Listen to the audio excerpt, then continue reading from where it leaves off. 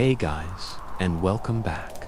Tonight's story starts with a strange itch, a colder than usual floor, and a rooster that clearly has a personal vendetta. You've just woken up somewhere unfamiliar. A wooden cottage, no electricity, and the smell of cabbage hanging in the air like it pays rent. There's no phone, no coffee, no explanation, just a grunt from a man who hands you a piece of bread and walks away like you're the weird one. And somehow, this is your life now. So before you get too cozy, take a second to like the video and subscribe. But only if you genuinely enjoy this strange little corner of quiet storytelling. And drop a comment with where you're listening from and what time it is for you. It's strangely comforting to know who else is drifting off with us around the world. Now get comfortable, let the day melt away, and we'll drift back together into the quiet corners of the past. You wake up with your face in straw, not a soft, golden, storybook kind of straw, real straw, sharp, itchy, poking you and I kind of straw. It smells like old hay, sweat, and possibly goat. The dust-softened light, slanting through the cracks in the wall, is soft and gray, like early morning fog lifting off a forgotten field. There's a low rumble near your head. It's rhythmic, wet, a snore. You turn your head and come eye to eye with a dog. Or maybe a wolf. No, just a very hairy dog. He stares at you for a moment, unimpressed, then goes back to sleeping like it's none of his business that a stranger is face down in his bed. You sit up and immediately regret it. Your back feels like it's been twisted into a question mark. The mattress, if you can call it that, is just a loosely woven sack of rough straw on a board of splintery wood. No pillows, no blankets, just you and the distant smell of smoke, like someone's burning toast for centuries too early. You blink once, twice. This isn't your room. This isn't even your time zone. The walls are wooden planks, uneven and knotted, with no paint, no photos, no insulation. There's a window the size of a cereal box, covered in something that might be pig intestines stretched tight. Light leaks through, but barely. You reach for your phone out of habit. Your fingers find nothing but coarse wool.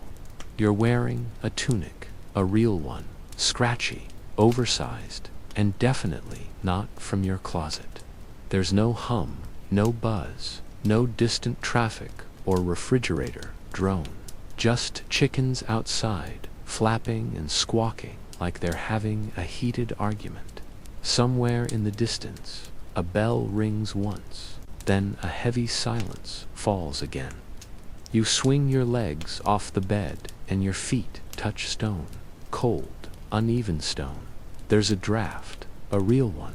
It whistles through the walls like the house is sighing. You stand. The room spins. There's a table more of a stump with legs and a single wooden bowl. Inside is something thick and gray. Porridge, maybe wallpaper paste. You look around. One door. No lock, no light switch, no plumbing. You shuffle to the door and open it slowly. The hinges groan like they haven't moved since the plague. Outside, you're not sure what to expect. A parking lot, a hidden camera crew. Instead, you're hit with a gust of damp air and the sharp smell of animals and people. Lots of people. You're in a village, not a quaint one, with souvenir shops and guided tours. A real one. Mud paths, thatched rooftops, huddled like sleepy animals, and a group of people all staring at you like you just landed from the moon. Which, in a way, you did. Someone shouts something in English, but it's old, twisted. Get on with you, new boy. You blink again. Who are they talking to? You. A woman with a basket walks past, gives you a look, and mutters something about sleeping through cockcrow. A child throws a turnip at a pig. The pig doesn't flinch. It's seen worse. You close the door slowly, turn around. The dog is still asleep. You sit back down on the straw, scratch your ankle, and a small puff of dust rises. You look at your hands. They're already dirty. You haven't done anything, but the dirt has found you anyway. A scratching at the door. Then it opens. A man enters, grizzled, wearing a leather tunic, stiff from age, his hands like tree bark. He glances at you and grunts, throws a wool sack at your chest. Boots, that's all he says. Then he leaves. The boots smell like damp socks and despair, but you put them on anyway. They don't fit.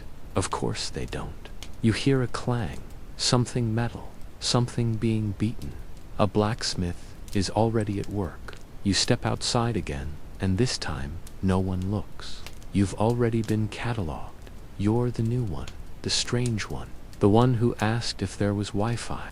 A boy walks by, carrying a goose under one arm like a briefcase. A man pees against a wall like it's just part of the morning routine. You'll pretend you didn't see that. You notice a well, a real ropen bucket well. A woman hauls water from it with biceps that could split logs. She nods at you. It's the friendliest thing you've seen all morning. You nod back, because what else is there to do? You're not dreaming. You're not dead. You're just here, in this place where floors are stone, beds are straw, and your spine may never forgive you. And for some reason, you're not panicking. Not yet. Just watching, breathing, wondering what comes next. You wake up again to the dog sneezing directly into your face. There's no alarm clock, just phlegm and fur. Outside, the sky is the same dull pewter shade it was when you fell asleep. Time seems to smear here. You're not sure if it's 6 in the morning or 6 in the never. The frost-bitten air bites a little sharper today. Your spine still resents you, and your feet, now blistered from yesterday's battle with the oversized leather boots, feel like they've aged 20 years overnight. The door creaks open. No knock, no good morning, just a presence, a shadow in the shape of a man. He walks in like he owns the place, which you assume he does. Your host, if that word even applies, looks at you the way one looks at a wheelbarrow that somehow learned to speak. Not curious, not friendly, just vaguely annoyed that you exist. He drops something on the stump table with a hollow thud. Bread, a chunk of it, not sliced, not buttered, just torn from a larger, meaner loaf. It's heavy, misshapen, and looks like it lost a fight with a rock. He doesn't say a word, just grunts and turns to stoke the smoldering embers in the corner hearth, muttering something under his breath that may or may not be directed at you. You nod, a diplomatic, neutral kind of nod. He doesn't look back. You pick up the bread. It's cold, dense, possibly older than your current predicament. You bite it anyway. Your jaw protests. This is bread that doesn't want to be eaten. This is bread that survived battles. Your teeth manage to chip off a chunk. It tastes like survival. Not good, not bad, just edible, barely. There's no coffee. That realization hits slow and cruel. No smell of it, no mug, no ritual of pouring. You scan the room again, like maybe, just maybe, there's a French press hiding under the bed. Nothing, just ash, dust, and a pile of sticks that might be dinner or furniture. Your mouth is dry. You chew slower, not because it helps, but because there's nothing else to do. Your host finishes with the fire and sits down across from you, not at the table, on a stool that wobbles like it's had a rough life. He pulls out a knife the length of your forearm and begins scraping something off his boot. Mud, manure, both. You decide not to ask. He doesn't seem like the small talk type. The heavy silence isn't awkward. It's dense, like fog, like it belongs here. You chew, he scrapes. The dog farts softly. Eventually, he looks up, not at you, through you, as if trying to decide what sort of creature you are. His eyes are like burnt coal, not cruel, not kind, just tired. He scratches his beard, then says the first word you've heard from him that's longer than a grunt. Work. You blink. He points toward the door, then gestures at the bread. After, you nod again, unsure what work means. Yesterday, it meant hauling buckets and nearly getting pecked to death by a chicken. Today, who knows? You imagine they might hand you a shovel and tell you to move a hill or a goat. You finish the bread. It doesn't finish you. That's a win. You stand. He stands. The dog stays. Outside, the village is already busy. Smoke rises from 10 different chimneys, curling into the sky. Women with baskets stride past like they've got a schedule, only they understand. Children run barefoot through the mud, laughing and yelling at pigs like it's perfectly normal behavior. Your host walks ahead, not checking if you follow. You do, because there's nowhere else to go. Your worn shoes scuff frost from the path. A chicken eyes you with deep suspicion. Somewhere a bell tolls again, a different one this time. Lower, slower. Everything here has its own rhythm, its own soundscape of clatter, cough, grunt, and cluck. You pass a man urinating into a bucket, like it's just part of breakfast. He nods at your host, says something in that thick, muddy English that barely feels like English. Your host nods back. You're invisible again. That's starting to feel comforting. At the edge of the village, there's a shed, more like a shack, that gave up halfway through becoming a building, the timber groaning under its own weight. Inside, tools, rakes, shovels, a two-handed saw that looks like it could sever a tree, and maybe did. Your host picks up a scythe, hands you something smaller, a hoe or a trowel or a weapon, hard to tell. You get the sense that today will involve damp earth, lots of it, maybe potatoes, maybe something worse. You sigh. Not a modern sigh, the dramatic kind, filled with AirPods and emails. A real one, tired, resigned, almost sacred. He looks at you one more time. This time there's almost a smirk. Not quite a smile, but close. Like he's seen something he understands. A crack in your face that says you're beginning to accept it. The lack of noise, the lack of comfort. The way mornings here begin with dry bread and silence. And maybe, just maybe, that silence is teaching you something. Something you didn't know you needed to hear. The bucket lands in your hands without ceremony. No instructions, no smile, just a dented tin pail, damp on the inside, heavy with implication. Your host doesn't explain. He doesn't need to. He just nods toward the door, mutters something that might be well or work or worse, then turns his back and resumes the important business of ignoring your existence. You stare at the bucket like it might come with a manual. It doesn't.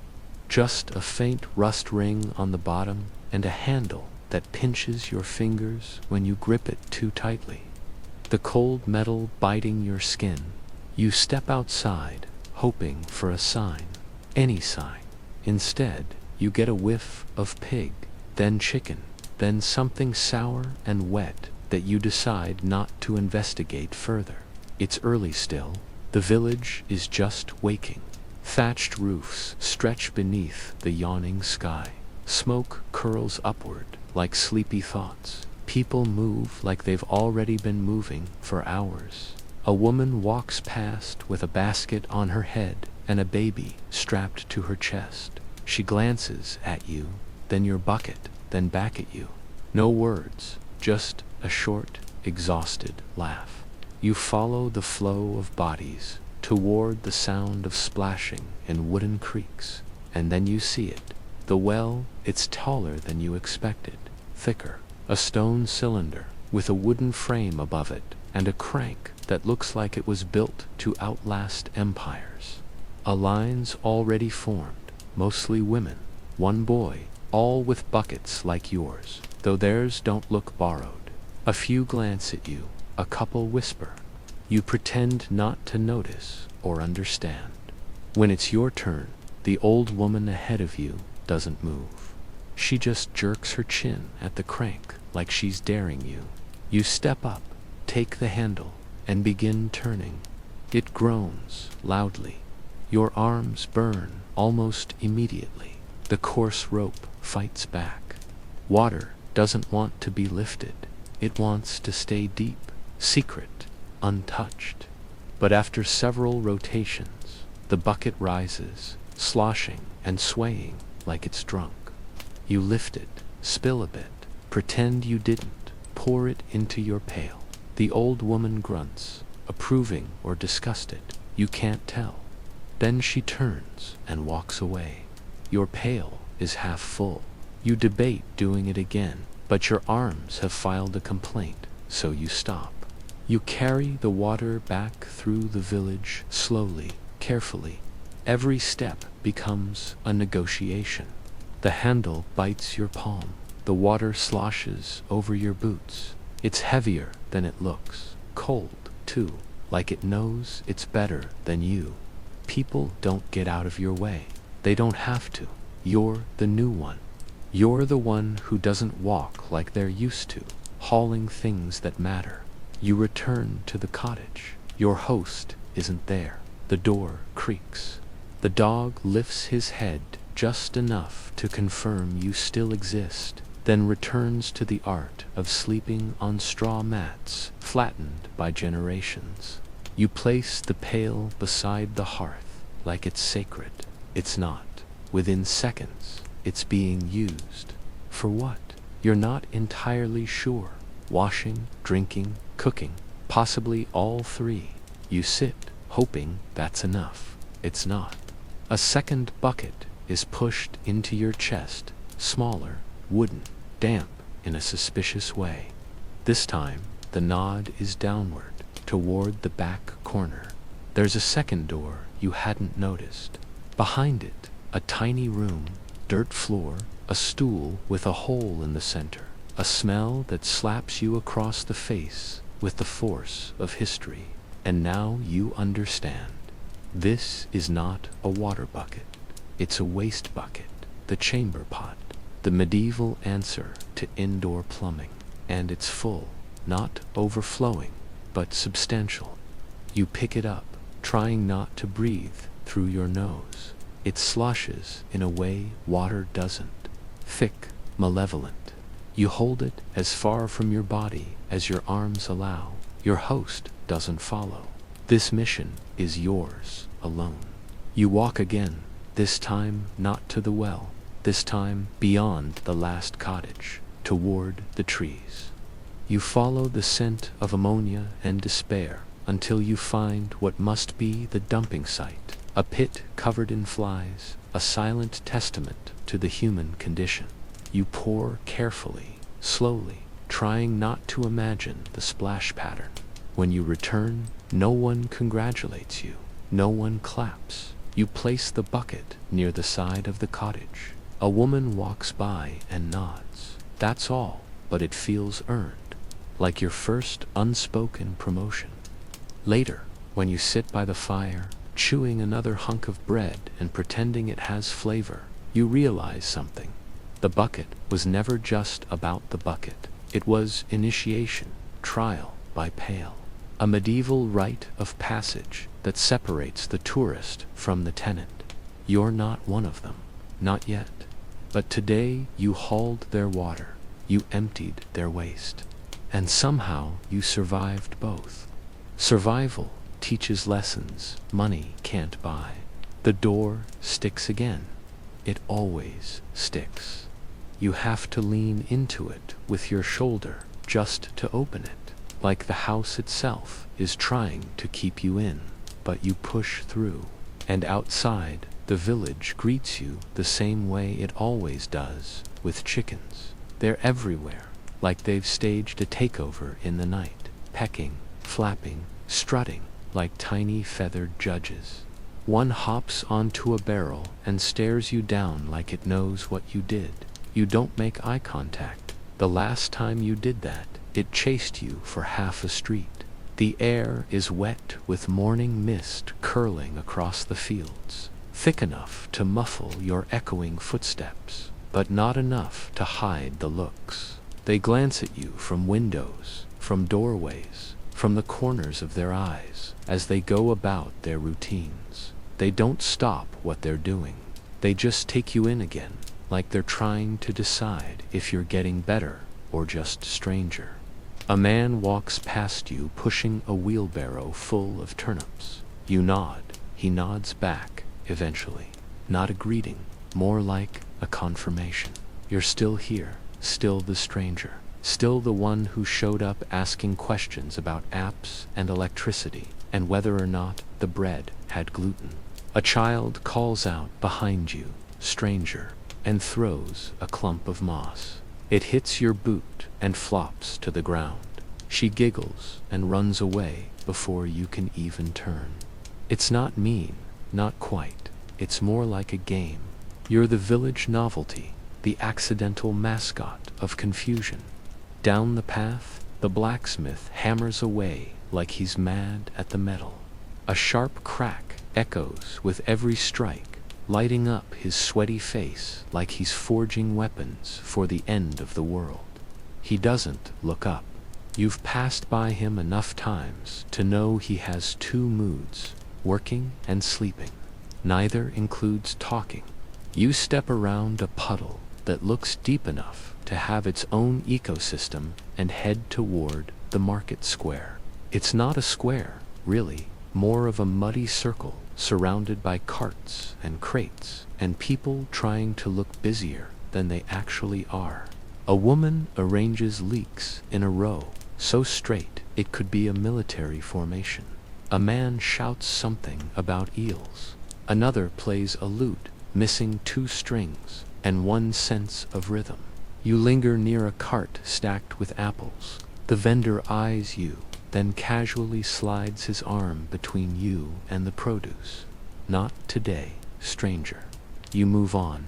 Someone calls out again, oi, stranger. You still sleep in Alaric's barn. You don't know who Alaric is, or if it's even a question. You just nod once and keep walking. Better to agree than explain. Explanations here don't go over well. You've tried. Once you said you were from the future as a joke. They made the sign of the cross and didn't speak to you for 2 days. At the well, you watch as 2 women fill buckets and talk in fast, clumsy English that still sounds more like poetry than conversation. One glances at you, then whispers, then laughs. You pretend you didn't hear. You always pretend you didn't hear. There's a rhythm to the village now. You can feel it. Even if you're not part of it, you know its beat. Morning water, midday meals, afternoon repairs, sunset silence, and you moving just behind the tempo. Always half a step late, always watched. A boy walks by, leading a pig on a coarse rope. The pig snorts at you like it remembers something personal. You try to smile.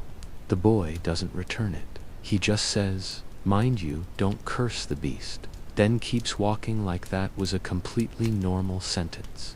You pass the chapel. The priest is sweeping the steps. He pauses, watches you, then says, "Stranger," not unfriendly, not welcoming, just a label.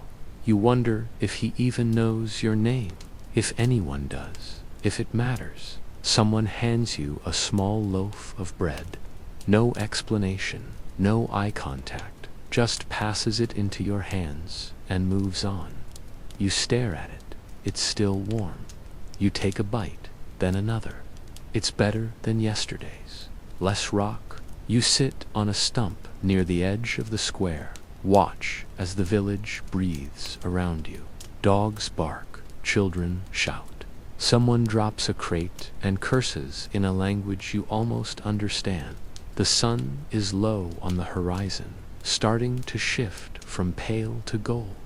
Another day passing, they still call you stranger, still glance at you like you might sprout feathers or breathe fire, but no one's run you out. No one's tried to burn you. That feels like progress. And for a second, just a small one, you realize something. They forgot you don't belong. And part of you has started to forget, too. Change sneaks in where no one notices. It happened before breakfast, before you learned what the word porridge really meant, before you understood that people here don't sip, they slurp. You were tired, still half asleep, mouth dry, brain not quite accepting that your bed is now a pile of rough straw, and your alarm clock is a dog with a sinus issue. You had followed your host Edric, as you finally learned his name, to the village square. He grunted. You followed. That's the arrangement. He walks. You try not to get lost or accidentally offend someone by existing too loudly. The market was buzzing, not loud, just alive. Wooden carts rolling across mud, muffled chatter about onions, a man selling eels out of a barrel that may or may not also be his bathtub. The smell of damp wood and fire hung in the air, mixed with cabbage. You saw a baker. You didn't plan to say anything, but your mouth moved before your survival instinct caught up. Do you guys have Wi-Fi?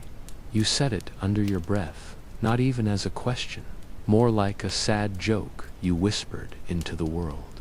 A string of words your mouth released out of habit, but someone heard. They always do.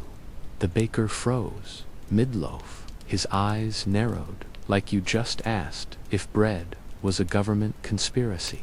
He made the sign of the cross, not quickly, slowly, purposefully. His eyes locked on yours the whole time, like he wasn't sure if the devil was inside you or standing directly behind you. You opened your mouth to explain, but it was too late. A boy across the lane pointed. He said, "Wi-Fi." Another voice piped up from somewhere behind a sack of turnips. "Is that a spell?" A woman clutched her apron and turned away like you were leaking disease. Edric didn't speak. He didn't need to. The look he gave you could have shattered glass. It said one thing very clearly. Don't. You laughed it off. Tried to. A weak, cracked sort of laugh that died in the mud. "Never mind," you said. "It's nothing. Just something dumb." But the damage was done. The crowd had already decided. By midday, someone had whispered that you spoke in tongues, that you might be part fae, that you came from the forest, or across the sea, or from the stars. The stories changed by the hour, but the words stuck, possessed. You'd earned a new title, not just stranger, not just new boy. Now you were the one who speaks of the skyweb. It didn't help when you tried to ask if anyone had seen a charger. You didn't even mean it, seriously. You were trying to be funny, lighten the mood. But they don't have the mood here. They have chores, they have blisters, they have frostbite in May and childbirth in fields, and men who leave for war and never come back. Your joke was just noise. From then on, things shifted subtly. You'd walk past the baker, and he'd mutter something under his breath. You'd step into the market, and a child would pretend to cast a spell on you, laughing until their mother pulled them back. One night, someone left a sprig of garlic by your door. You started speaking less, listening more. You learned how to nod without inviting a follow-up, how to look busy even when you weren't sure what your hands were supposed to be doing. You stopped asking questions, especially the wrong ones. The village doesn't hate you. Not exactly. You're still fed, still handed tools, still allowed to exist within the blurry borders of their day. This catastrophe reshaping society has left a labor shortage. Every pair of hands is needed, but there's a perimeter around your presence now. A half step of space people leave between you and them. You're not dangerous, but you're not right either. You said something that wasn't supposed to be said. You reminded them that you think in a language they don't understand, so you swallow your words, let them sink. You learn how to make eye contact that doesn't linger, how to carry a bucket without spilling, how to eat in silence, how to take up less space, breathe quieter, disappear just enough to avoid being remembered too clearly. But you never forget the moment, the way the market slowed, the way the baker's face changed, the way that single word, Wi-Fi, felt like a betrayal of something sacred, like you'd spit on their god, their bread, their weather-worn rhythm. You learn quickly and completely that the past has no patience for your present. You're here now, in this place, this time, where the only web is made by spiders, and no one laughs when you say something they don't understand. You don't ask again, you don't explain, you just shut up fast. They're waiting for you on the floor, right by the door, like someone placed them there on purpose. Two wooden shapes, awkward, clunky, carved, like someone gave up halfway through making a chair and decided it would be easier to just strap the failed pieces to someone's feet. Your name, well, your nickname, scratched into the side in childlike letters. New boy. No one says who left them. No one needs to. You stare at them for a long time before touching them. They don't look dangerous, but they don't look comfortable either. You reach out, tap one. It makes a hollow thud against the stone floor. It feels wrong to call them shoes. They're more like wearable planks. But your host nods toward them that morning, so you try. The first thing you learn is that your foot doesn't go in easily. These weren't made for feet, not real ones. They were made for a vague idea of a foot, a medieval sketch of what toes probably looked like. You shove, twist, curse under your breath. Finally, with enough force to sprain logic, you get both feet in. There's no left or right, just pain. You take a step. The noise is immediate. A clump, then another. You sound like a haunted wardrobe dragging itself through a hallway. The dog opens one eye. You take another step. Your ankle rolls. Your knee screams. You make it 3 paces before you stub your toe on the doorframe, which is impressive since your toe is now protected by what might as well be a wooden brick. You walk outside, one slow step at a time. The chickens scatter. You feel taller, not in a good way, more like you're balancing on a pile of regrets. Children point. One claps. Another mimics your gait, exaggerated and loud. You want to laugh. You almost do. But the blister forming on your heel starts whispering threats, and you go quiet again. You miss sneakers. You miss arch support. You miss the quiet glide of rubber soles and the soft give of fabric. But most of all, you miss socks, the way they used to cradle your feet like tiny woolen apologies. Now your toes rub against the grainy wood like 2 enemies stuck in the same prison cell. By mid-morning, you've developed a limp, not dramatic, just enough that every 3rd step looks like you're reconsidering all your life choices. You try walking on the balls of your feet, then the sides. Then you just surrender and start dragging your legs like you're being punished for something. The blacksmith sees you hobbling by, doesn't say a word, just shakes his head once, deeply disappointed in your existence. A woman selling leeks clicks her tongue. You walk like a man who owes the road money. You don't respond. You just try not to fall into another puddle. Work today involves carrying logs. You're not told where to carry them to, just handed one and pointed vaguely toward the west. The log is heavier than your pride and shaped like regret. Your wooden shoes catch on every root, every stone, every slight change in elevation. You trip twice. On the third stumble, you fall forward, not far, just enough to get a mouthful of moss and the sudden awareness that yes, you can sprain your dignity. You look up from the ground. No one offers a hand.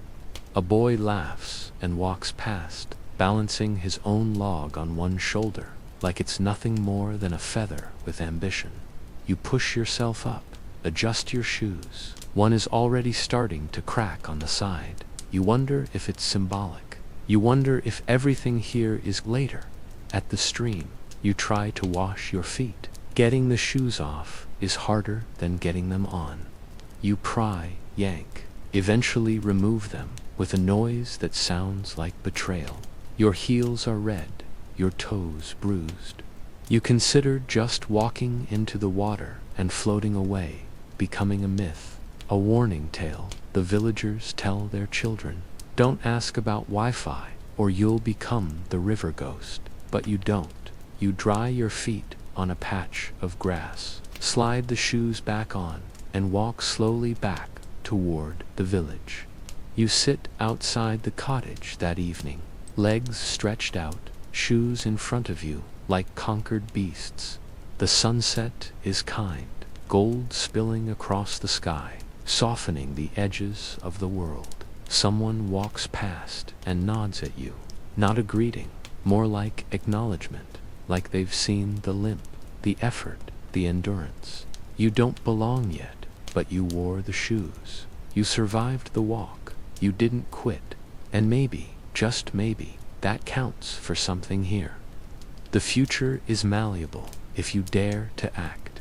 It hits you in waves, not suddenly.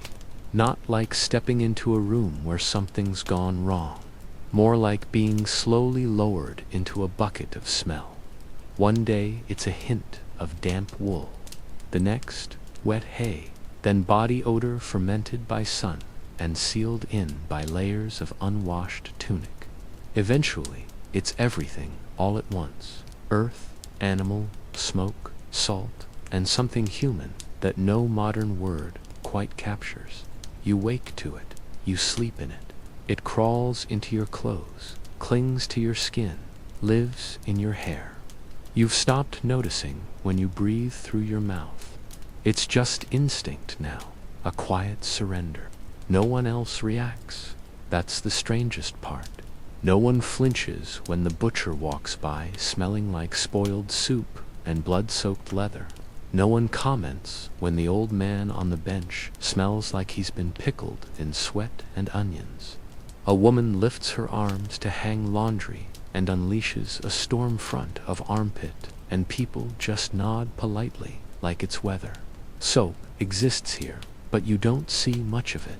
When you asked about it once, someone handed you a lump that looked like it had been chipped off a barn wall.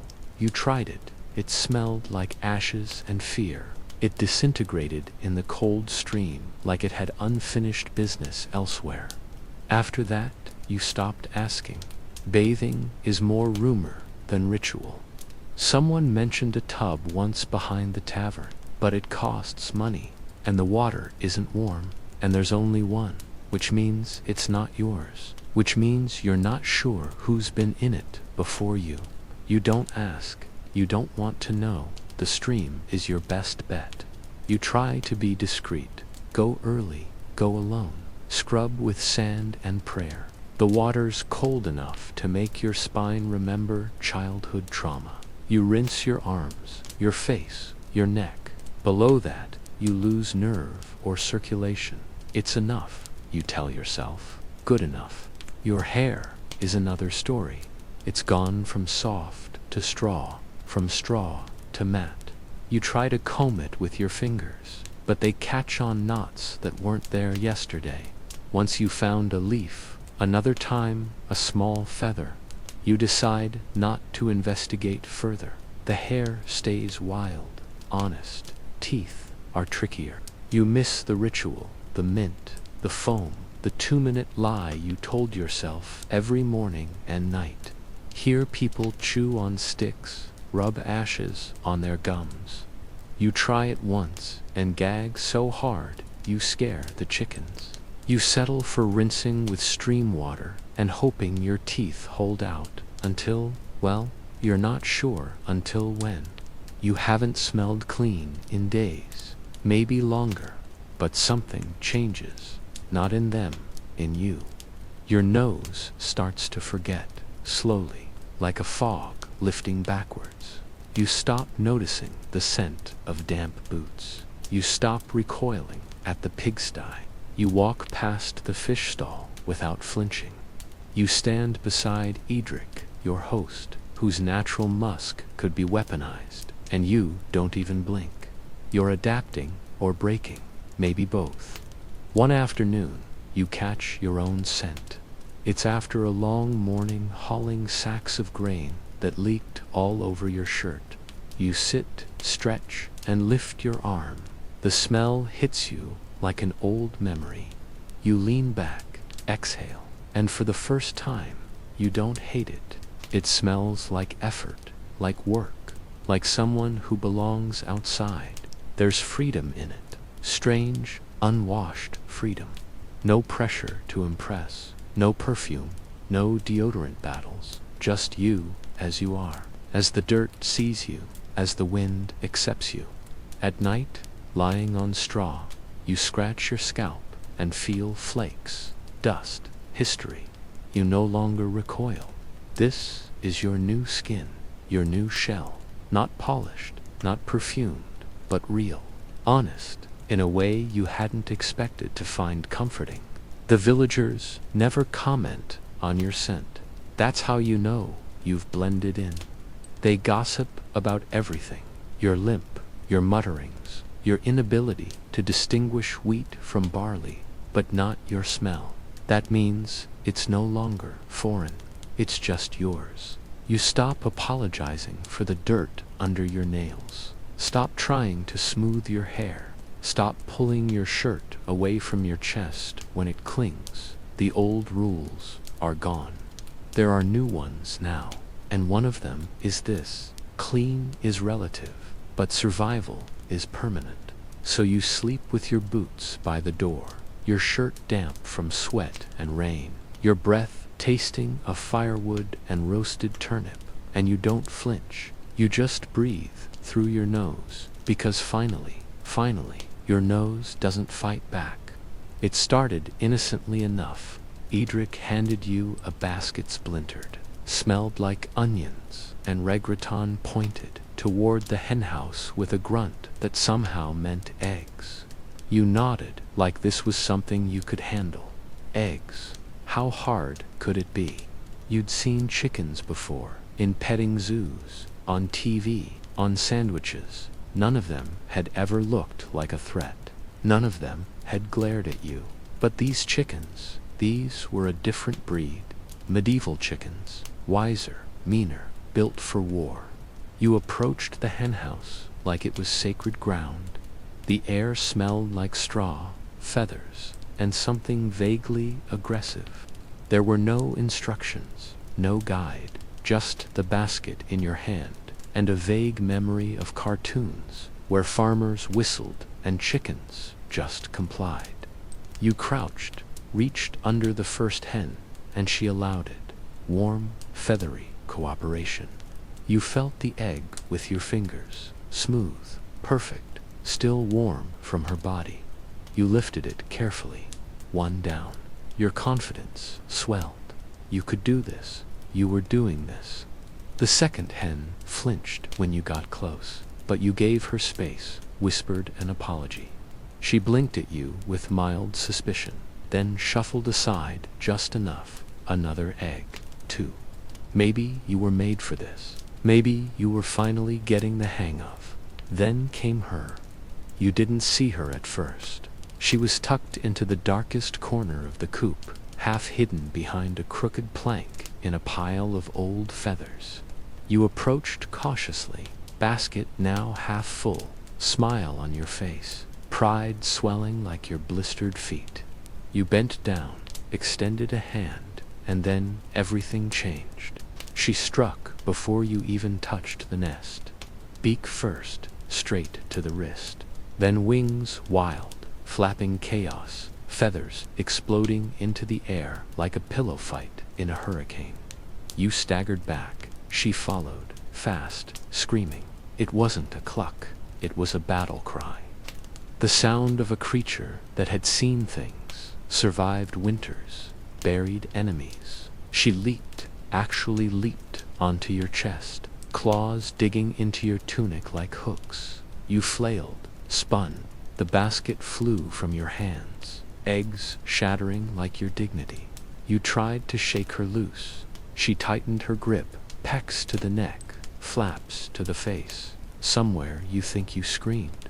You stumbled out of the coop, arms windmilling, hair full of feathers, heart full of fear. The villagers were already watching. Of course they were. One child pointed and shouted, "The chicken's winning." Another yelled, "Run, stranger, run." You ran across the path, through the mud, past the smithy, past the pigs, chickens scattered in all directions, like you were the harbinger of poultry doom. But she stayed on you, clinging, pecking, screeching her fury into the wind. Finally, in a last desperate act, you spun one final time and flung your arms outward. She released, sailed through the air like a feathery javelin, landed squarely in a barrel of cabbage. Silence, then laughter, loud, long, ruthless. The kind of laughter that binds a village together for decades, the kind that echoes through generations. A woman dropped her washing. She was laughing so hard. A man fell off a bench. Children reenacted the scene before you'd even caught your breath. You stood there, shirt torn, face flushed, basket empty. You picked up one of the broken eggs from the mud, stared at it, then stared at the coop. She was back in her corner already, looking smug. Victorious, Edric walked over, looked at the remains of the basket, looked at your neck, said only one word, "Marge," then shook his head and walked away. Apparently, she has a name. Of course she does. You spent the rest of the day with bits of straw in your hair and dried yolk on your hands. No one let you forget it. A man at the well clucked at you every time you passed. A boy drew a picture in the dirt of a stick figure being pecked by a giant bird. You were legend now, not heroic, just remembered. That night you lay on your straw mat, sore and humiliated. The dog snored beside you. You rubbed your wrist, still red from the beak, and oddly you smiled, because somehow, for the first time, the village saw you, really saw you. Not just the stranger, not just the outsider. You were now the fool who fought a chicken and lost, which meant you were one of them. A little broken, a little bruised, but finally part of the story. The market doesn't announce itself, it just appears. One morning, you step outside, and the air is thicker. Not with fog, but noise. Clanging pots, shouting voices, the occasional shriek that may or may not be from a goat. The village square has transformed. Carts have rolled in from corners you didn't know existed. Tables have been dragged into the mud. Fabric hangs from poles. Baskets overflow with things you don't recognize and aren't sure you should. Edric hands you 3 coins. They're heavy, misshapen, each one stamped with something vaguely royal and badly worn. He says one word, pie, and sends you off like it's obvious, like pie is easy.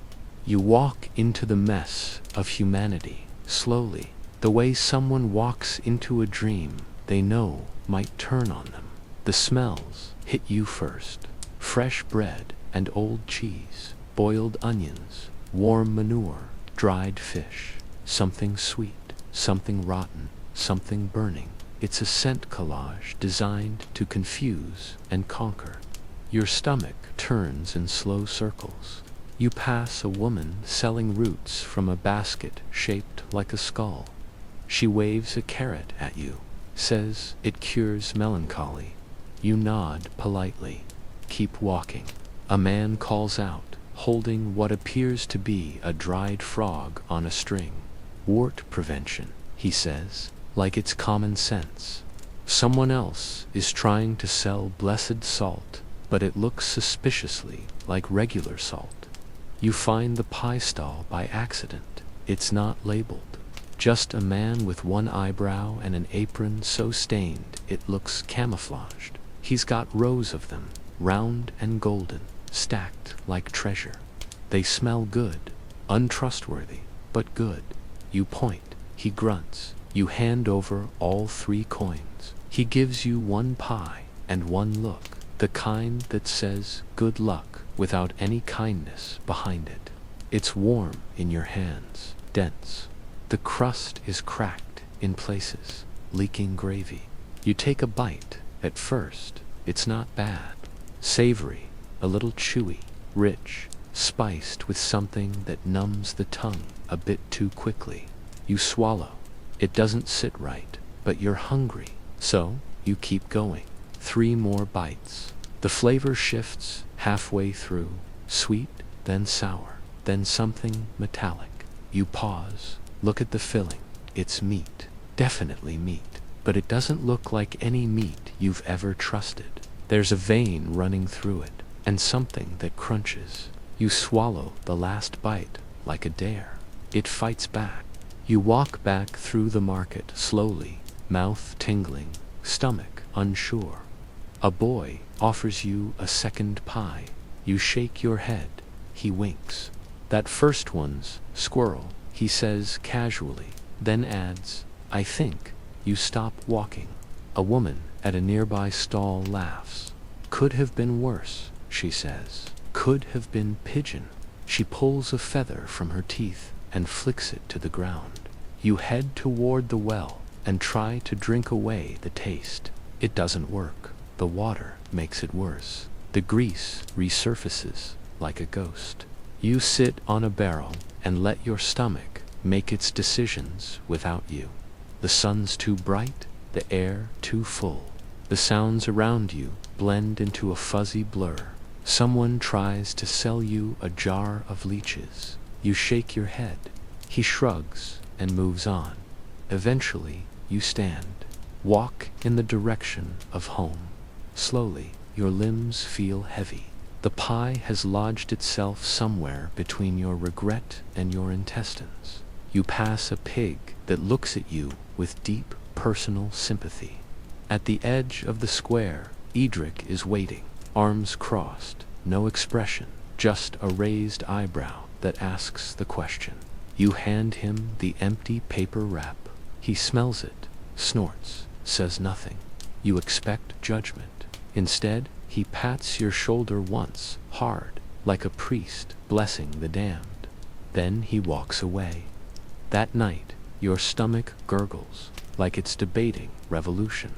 You lie awake on your straw mat, shifting every few minutes. The dog sighs beside you. The room creaks. Somewhere, a chicken clucks in its sleep. You think about the pie, the flavor, the gamble, the moment of warmth, followed by slow betrayal. It was food. It was mystery. It was medieval honesty, baked in lard and wrapped in secrets. And now you understand something. Here, food isn't comfort, it's survival. It's whatever's available, whatever didn't escape fast enough, whatever someone was willing to chop, boil, and stuff into pastry. Flavor comes second. Trust isn't part of the recipe. You curl up tighter. Try not to breathe too deeply. Your stomach groans. You whisper a quiet apology to your intestines. And for the first time since arriving, you feel like you've truly eaten like one of them, consequences and all. It begins with a sound, low, distant, and far too serious for the morning you were having. One moment you're crouched by the stream, trying to scrub yesterday's pie regret off your tunic with a mossy rock, and the next, clang. A deep, thunderous ring splits the air like judgment itself. You freeze. The bell tolls again, then again. You count but lose track after 6 or 7. It doesn't matter. You look up, and the village has already changed. People stop mid-step. Conversations die mid-sentence. A woman drops a bundle of sticks and makes the sign of the cross before hurrying toward the chapel. Children stop chasing each other and fall into line behind their parents. Even the dog you've been secretly feeding meat scraps to sits and whines at the sky like he knows something's coming. Edric doesn't look at you. He just nods in the direction of the chapel, like a man resigned to fate. You follow, unsure of the rules, but sure that not following them will be worse. The chapel isn't large, more like a stone box, with a wooden door and a single stained glass window that's more brown than colored. It smells like old paper and older air. Inside, it's dim, cold. You can see your breath. The villagers file in without a word, like they're all part of the same quiet machinery. You try to copy them, step where they step, sit where they sit, kneel where they kneel. You don't know the prayers, not the words, not the rhythm, but they do. Every voice low and steady, weaving into one hum that sounds ancient. You mouth along, moving your lips in time, hoping no one notices that your chant is a lie. Then everyone stands, so you do. Then kneels, so you kneel. But your timing is off, always off. You rise half a second too late, drop your knees too early. Someone beside you winces when your wooden shoes scrape against the stone floor like a scream. The priest begins to speak. You understand every fourth word. Something about fire and sin and sheep. A lot about sheep. He gestures with his hands in a way that feels vaguely threatening. At one point, he holds up something small and gold. Everyone bows their heads. You follow.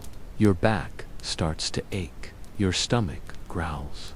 You pretend it didn't. Then comes the incense. A boy walks down the aisle with a swinging censer. Smoke pours from it like the building itself is sighing. It smells like a pine tree fell in love with a campfire. You breathe it in and nearly cough, but swallow it. Everyone else seems unfazed, eyes half closed, like they've been here 1,000 times. Maybe they have. You're not sure how long the service lasts. Time behaves differently here, like the church itself is holding the clock hostage. Minutes stretch, thoughts wander, your legs go numb, your feet cramp inside the wooden shoes. You try shifting your weight and bump into a woman beside you. She glares. You mouth sorry and immediately realize she has no idea what that means. The priest lifts his arms again. Everyone murmurs something. You copy the sounds phonetically. Something about mercy, maybe bread. You're not sure, but no one stops you, so it must have been close enough. Then kneel again. You sink to your knees, and this time, something in your back pops. It's not pain, not exactly. More like your spine whispering, really. You rest your hands on your thighs and stare at the stone floor. It's covered in marks, scratches, drops of wax, a crack that looks like it's been stepped on too many times by too many prayers. You start counting breaths, anything to stay conscious. You don't know how anyone does this daily. Your thoughts drift to your old life, pews with cushions, air conditioning. That one lady who always wore too much perfume, you miss her. You miss her so much, it hurts. Then silence. The bell tolls again. A final note. People cross themselves one last time, rise and shuffle toward the door. You follow, legs trembling, feet numb. Outside, the sun looks brighter. The air feels real again. You inhale long and deep, like you've surfaced from a different world. No one speaks as they leave, just nods, small, reverent nods, like they left a part of themselves behind in their more. Or maybe picked up something heavier, you're not sure which. Edric waits at the path. He looks at you, raises one brow, says, "Didn't faint, that's something," then walks. You follow. Later, back at the cottage, you sit on the edge of the straw mat, staring at your knees like they betrayed you. Your head still full of smoke and echoes. The rhythm of the prayers lingers like a song you don't know the words to, but can't stop humming. You still don't understand the rituals, the kneeling, the silence, the bell that cuts through everything. But, for the first time, you feel it, the weight of it, the pull, the unspoken thread that ties these people to something old. You were faking it, badly, but somehow the chapel let you stay. You were told it was an important job, vital even, good for the earth, they said, necessary for the fields. Edric handed you a shovel that looked like it had survived 3 wars and pointed to war, a low wooden pen behind the cottage.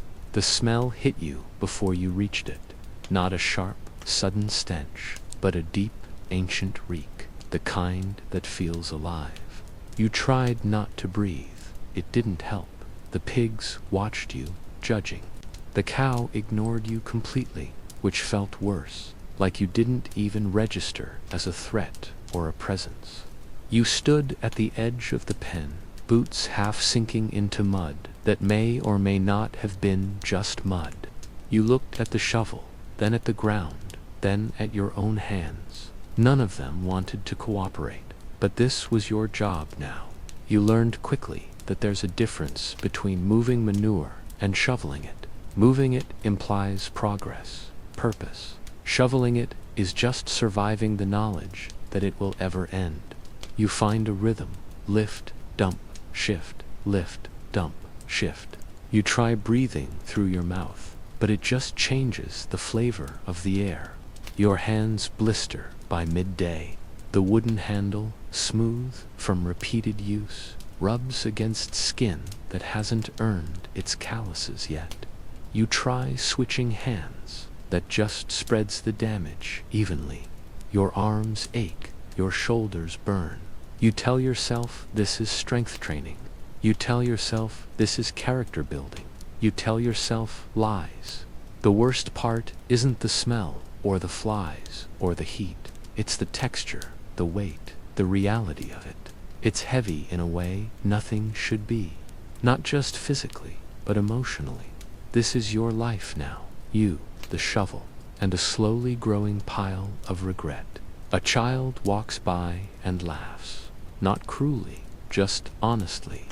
You glance up and see them mimicking your motion, pretending to gag. You want to be offended, but you kind of agree. Still, you keep going. After a while, something strange happens. Your mind drifts. The motion lulls you the same way rocking chairs or ceiling fans do. You stop resisting and just move.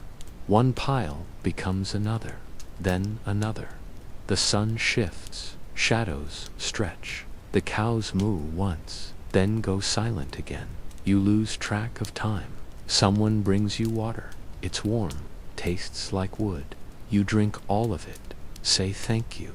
They nod and walk off without a word. You go back to shoveling. The rhythm returns. Lift, dump, shift. There's a kind of dignity in it. Not the kind that comes with medals or applause. The other kind, the quiet kind. The kind that smells bad and looks worse, but still matters. You're cleaning something, making it less chaotic, turning filth into fertilizer. You've stopped thinking about what's in it. You just think about where it needs to go. The sky darkens slowly. The air cools. The flies thin out. The animals retreat to corners. You finish one side of the pen. Look at it. Admire it, almost. A clean patch of earth that, for the briefest moment, belongs to you. You sit on a stump nearby and exhale. There's a smudge on your face, a streak of something across your arm. You don't wipe it off. What's the point? You stare at the shovel, leaning against the fence. It's less of a tool now, more of a partner. You survived together. You bled together. You formed a mild trauma bond. Edric passes by, doesn't stop, just nods once. Like maybe, just maybe, you didn't fail today. That's the closest thing to praise you've received in weeks. Later that night, you lie in your corner of the cottage. The dog curls beside you, indifferent as ever. Your clothes smell like suffering. You itch, you cough, but you don't cry. That's the real victory. You didn't cry. Because earlier today, when the shovel slipped and your boot sank ankle deep in something awful and unnameable, you almost did. When the wind shifted and the smell punched you straight in the soul, you almost broke. But you didn't. You shoveled dung for hours. And you're still here, still breathing, still whole, if slightly worse smelling than before. Somehow that feels like progress. It begins with a whisper. Somewhere near the well, two women lean in just a little too close to be talking about weather. One stirs a pot of something thick and beige. The other adjusts her headscarf and glances over her shoulder like she's guarding the secret recipe to sin itself. You slow your step just enough to catch a fragment. And I told her that goats got more sense than he ever did. You blink, look around. No one else reacts, not even the chickens. But something in the tone, that conspiratorial tilt of her voice, hooks you. Later, while hauling a basket of half-raton cabbages that may or may not be your lunch, you hear it again. Stole her boot clean off her foot. Just chomp, gone. Widow Marta screamed like the saints themselves were getting mugged. You pretend to adjust your load, but you're listening now. Every third villager seems to be whispering about it. Not directly, not in full sentences, just murmurs, all laced with that tone. Delightful judgment, the thrill of someone else's embarrassment. You pass the baker's stall. He's laughing loudly, slapping dough like it wronged him. Between chuckles, you catch, I told her. Don't wear leather near Edgar, unless you want to lose it. Edgar? A goat. Of course, it's a goat. By noon, you've pieced together the basics. Widow Marta, sharp-tongued, always in black, rumored to have buried 3 husbands and possibly 1 tax collector, lost her right boot to a goat named Edgar. Not just any goat, the miller's goat, known village-wide for his unpredictable appetites and moral flexibility. Apparently, the widow leaned over the trough to scold the pigs. Edgar approached from behind with the stealth of a thief and clamped down on her boot with the force of divine punishment. She shrieked, fell over, landed in mud. The goat pranced off with the boot like it was a wedding prize. Some say he ate it. Others say he buried it behind the tavern. One child swears they saw it hanging from the church bell rope. No one knows for sure, but everyone talks like they were there. You sit at the edge of the common square that evening, exhausted from a day of moving hay that clearly didn't want to be moved. A group gathers near the fire pit, older women with thread baskets, a few men with calloused hands and stories to spare. Someone's shelling peas, someone else is carving wood into the vague suggestion of a spoon, and then it begins. I heard she tried to chase him, slipped, cursed loud enough to wake the Blessed Mother herself. Gasps, laughter. She marched barefoot all the way to the mill, waving her stick like it was a sword. More laughter. I bet the goat's still wearing it, like a trophy, and on it goes. Each person adding their version, each detail a little more ridiculous than the last. You don't speak, just sit out, listen, let it wash over you. It's not just about the goat, you realize that quickly. It's about the ritual, the gathering, the unspoken joy of knowing something absurd happened, and you weren't the victim. It's medieval therapy, a community exhale. Even Idrik, who hasn't smiled since you arrived, mutters, "First shoe she's lost that wasn't a man," and the whole group erupts. You nearly choke on your bread. You think about your old life, news alerts, tweets, comment threads, information fired at you like arrows, but none of it felt like this. No one huddled around a fire to laugh together. No one whispered secrets over vegetable stew. Here, gossip is sacred. It doesn't destroy reputations. It preserves them. The widow will be remembered not for her grief or her solitude, but for the day she tried to outrun a goat and lost. And somehow, that's kinder. You spot Edgar the next morning near the mill, standing proud, a little too proud, chewing on something suspicious. His eyes meet yours. There's no guilt there, only victory. You nod once, respect. Later that day, you find yourself repeating the story to someone else. A version of it, at least. You add a flourish, a dramatic reenactment. You wave your arm like a goat hoof. They laugh. You laugh. You've become part of the echo. And for the first time, the village doesn't feel like a place you're visiting.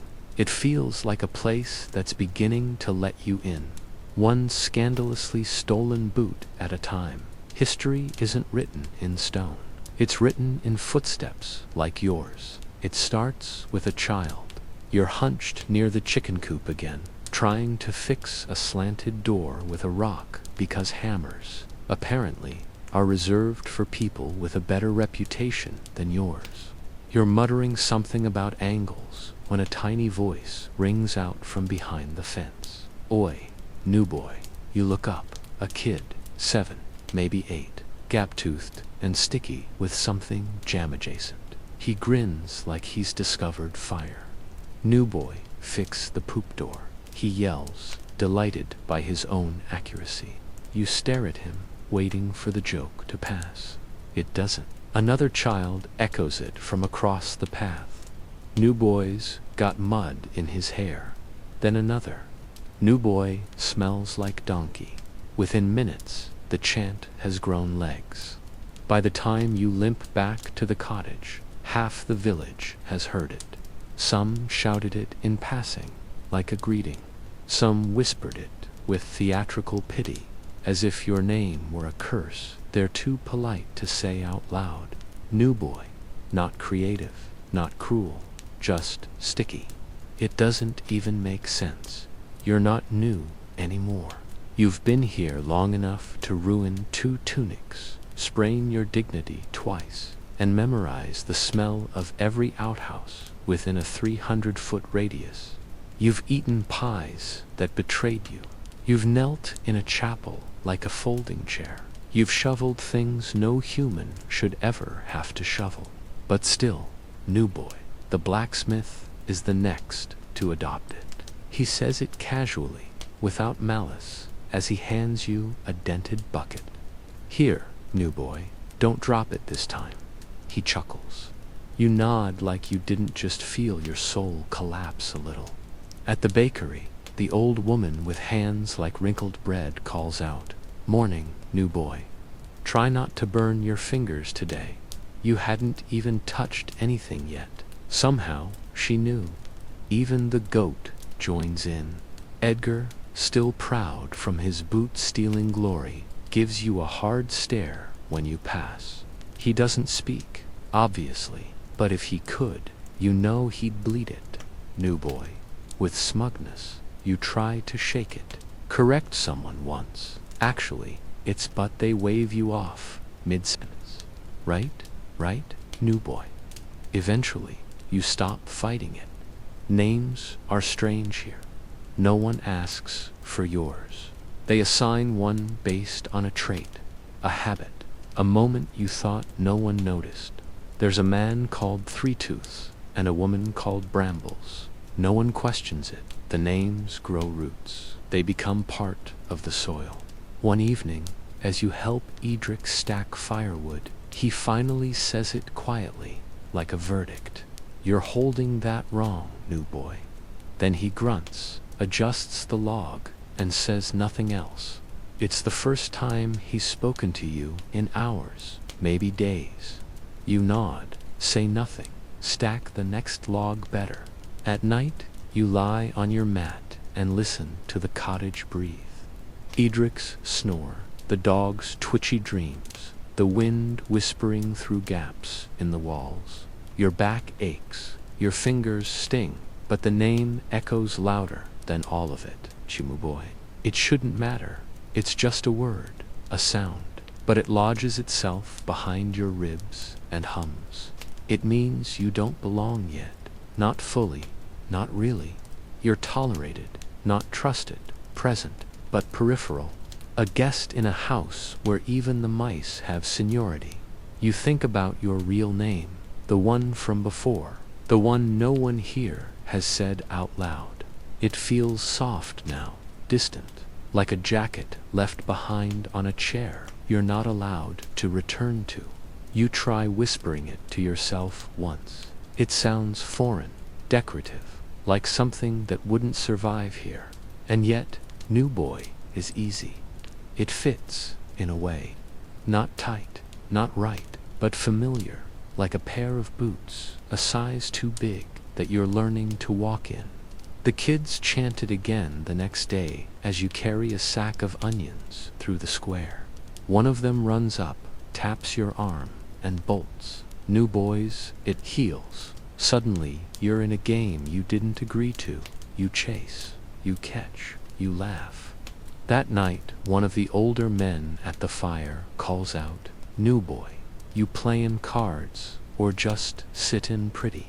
You play, you lose. They let you stay anyway." And that's the shift. Somewhere between mockery and familiarity, the name loses its sting, becomes something else. Not affection, not yet, but a placeholder, a hand reaching out, not quite touching, but not pushing away either. So you let them say it. Let it echo, let it grow, because here, being named, is the first step toward being seen. And being seen, even badly, is better than being invisible. You weren't invited. No one said, "Come to the tavern, new boy."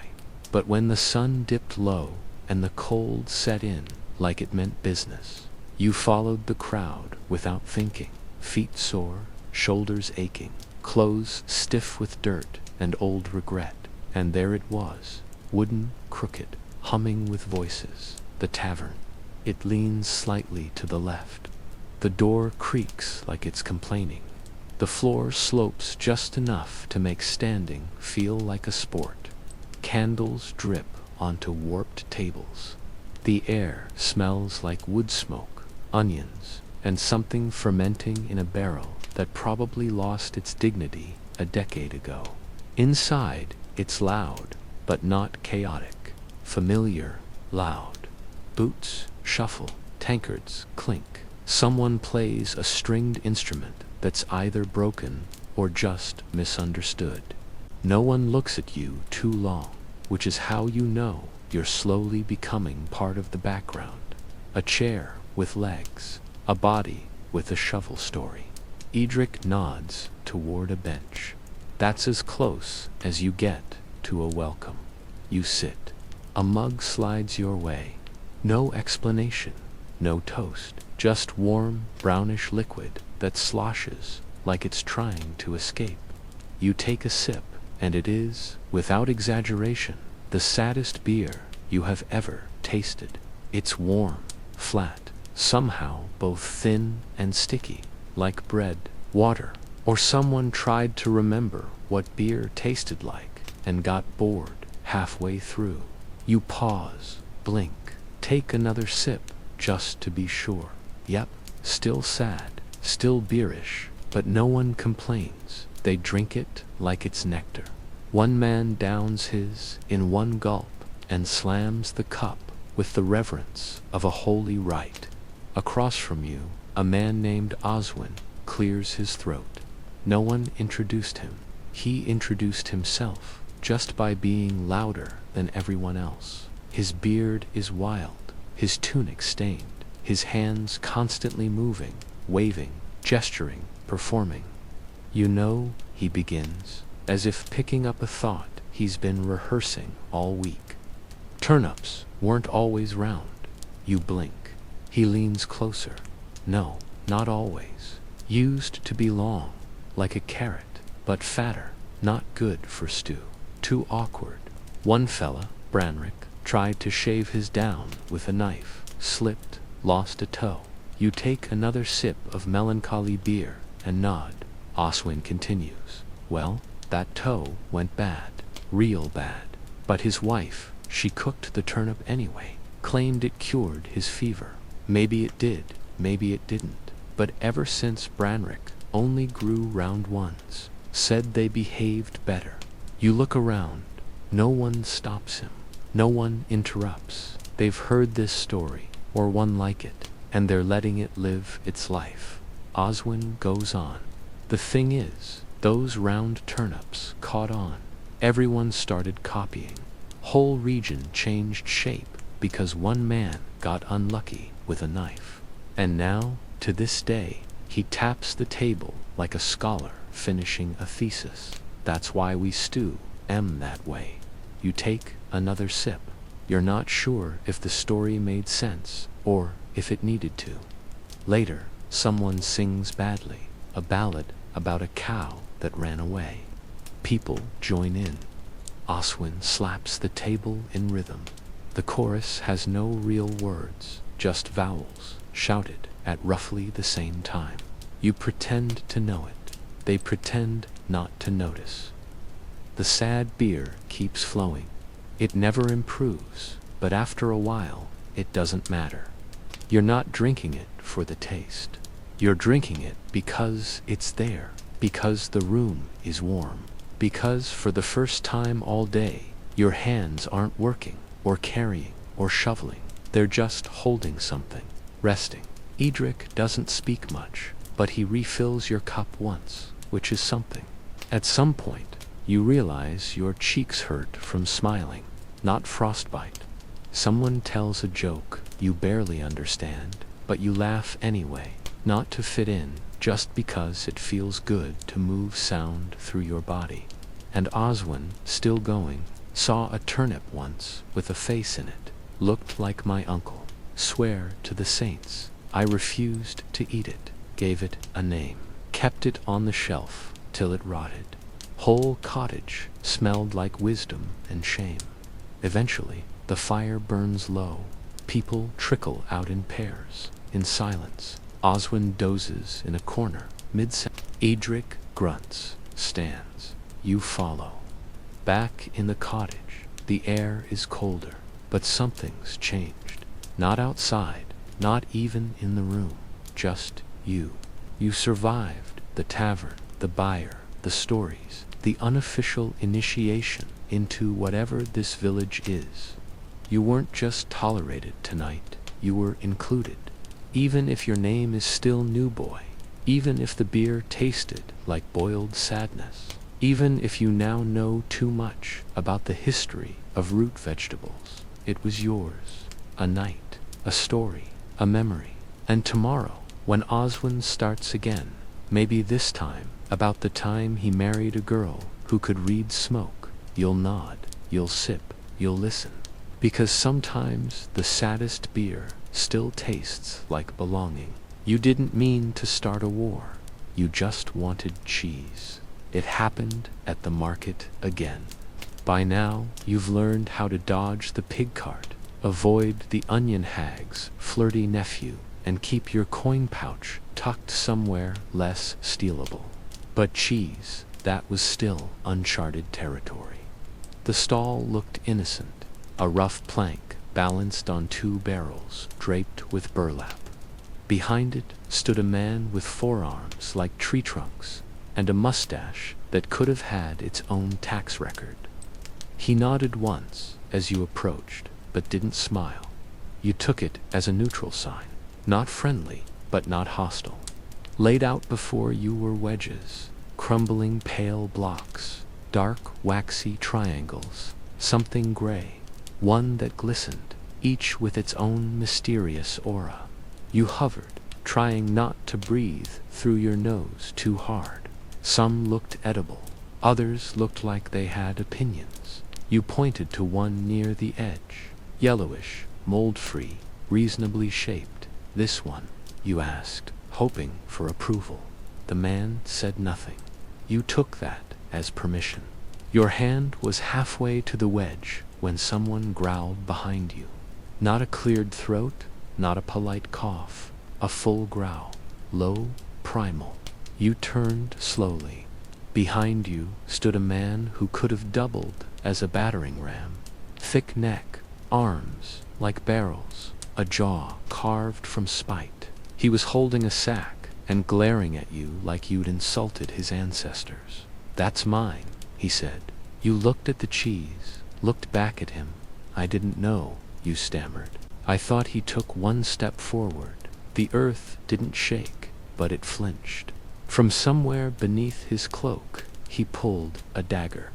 Not a fancy one, just sharp, well-used, honest in its intentions.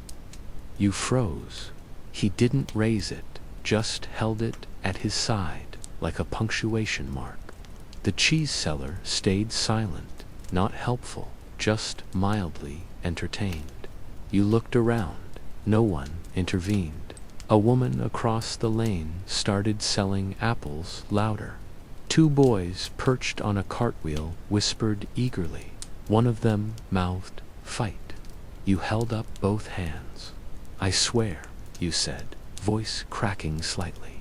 "I didn't know it was yours. You have every right. Full rights. I don't even like cheese. I'm lactose suspicious. Please." There was a beat. Then the Mancheese Mountain. You privately labeled him grunted, loudly like a bear, making a decision. He stepped forward again, snatched the wedge from the table, held it to his nose, sniffed hard, then glared at you with renewed intensity. "This one's mine," he repeated, just in case your fear had made you forget. "Of course," you nodded. "Naturally." He tucked the cheese into his sack, slowly sheathed the dagger, and walked off. You didn't exhale until he disappeared around the fish cart. The stallkeeper finally looked at you, smirked. "Lucky," he said. You stared at him. He dueled a guy last month. Same mistake, left-handed now. You looked down at your hands, both still yours. You flexed them out of gratitude. "You got anything less controversial?" you asked. He reached behind the barrels, pulled out a smaller wedge. "Misshapen, cracked goat," he said. "Nobody fights over goat." You nodded, took it, paid too much, didn't argue. Later, sitting on the edge of the stream, you nibbled the goat cheese. It was sour, dry, crumbly, a bit like despair, but safe. Edric joined you halfway through, sat beside you without speaking, looked at your cheese. "Goat," he muttered, bold. You told him the story, short version. Left out the part where your voice squeaked and your legs almost betrayed you. He grunted once, the closest he comes to a laugh. "Next time," he said, "watch for the wax seal." What seal? He picked a piece of straw from his sleeve. Some families mark their claim on food, etched into wax. That wedge you touched belonged to the trinomes. You waited. "They're sensitive," he added. You made a mental note to only buy cheese under cover of darkness from now on. Back at the cottage, the dog sniffed your fingers, sneezed, and walked away. Even he didn't respect goat cheese. But you were alive, dignity slightly dented, fingers intact, pride wounded but healing. That night you dreamed of dairy, of enormous men with cheese swords, of being chased through a market with nothing but a cracker shield. You woke in a cold sweat. Welcome to medieval life, where even your snacks come with risk.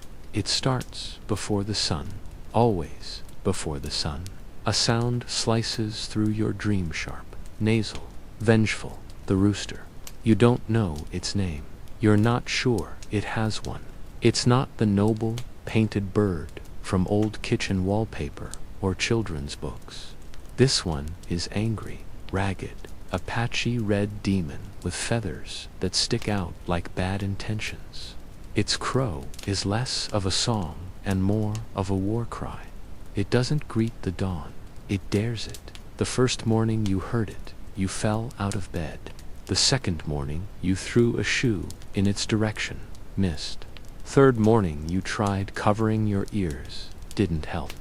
The sound travels through straw, through wood, through bone.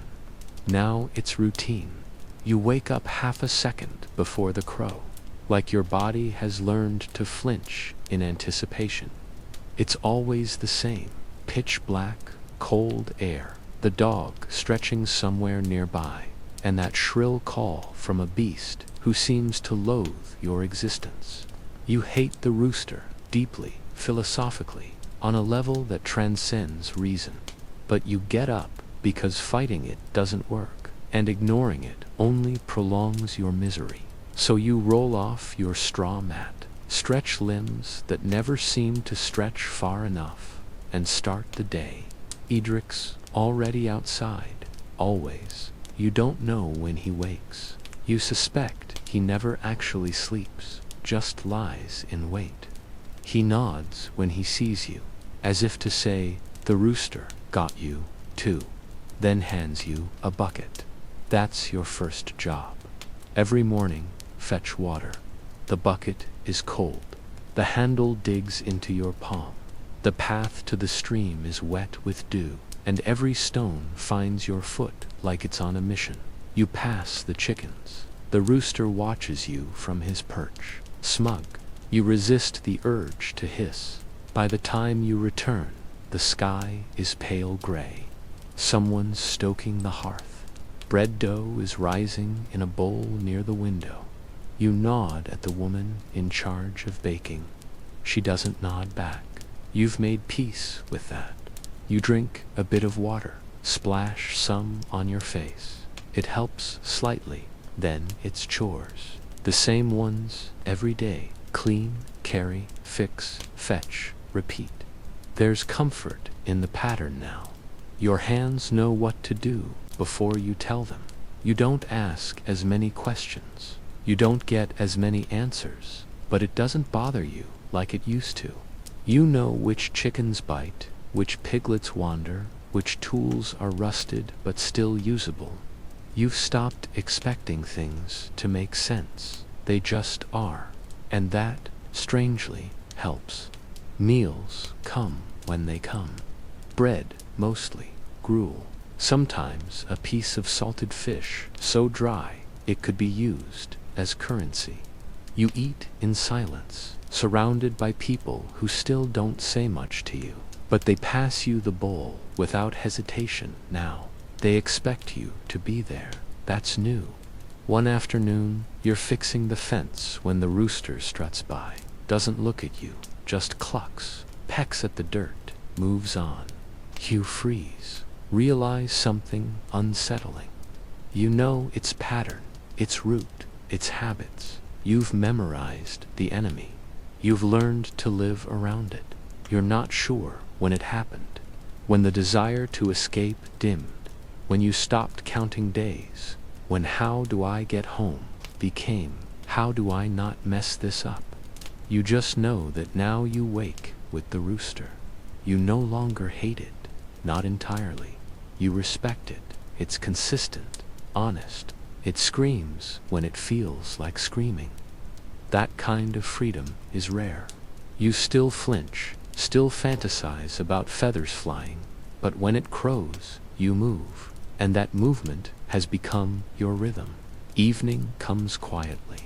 You sit by the hearth. Your hands hurt in familiar ways. Your stomach is full enough. You smell of sweat, hay, and faintly of goat cheese. Someone's telling a story about a man who tried to grow onions in winter. You listen. You even laugh. Outside, the rooster settles into his roost. You hear a rustle, a sleepy cluck. You nod once in his direction, a silent truce, because tomorrow, before the sun even considers rising, he'll scream again, and you'll rise. Not because you want to, but because that's what you do now. You never cared much about cabbage. Before all this, it was just there. Something your grandma mentioned occasionally. A filler vegetable. Harmless, forgettable. A background player in a stew you barely noticed. Now it's a life partner. You don't know when the shift happened. Maybe it was the morning you woke up shivering, and the only thing in the bowl was something grayish-green and steaming. Maybe it was the third consecutive meal where chewing cabbage was the only thing keeping you from passing out.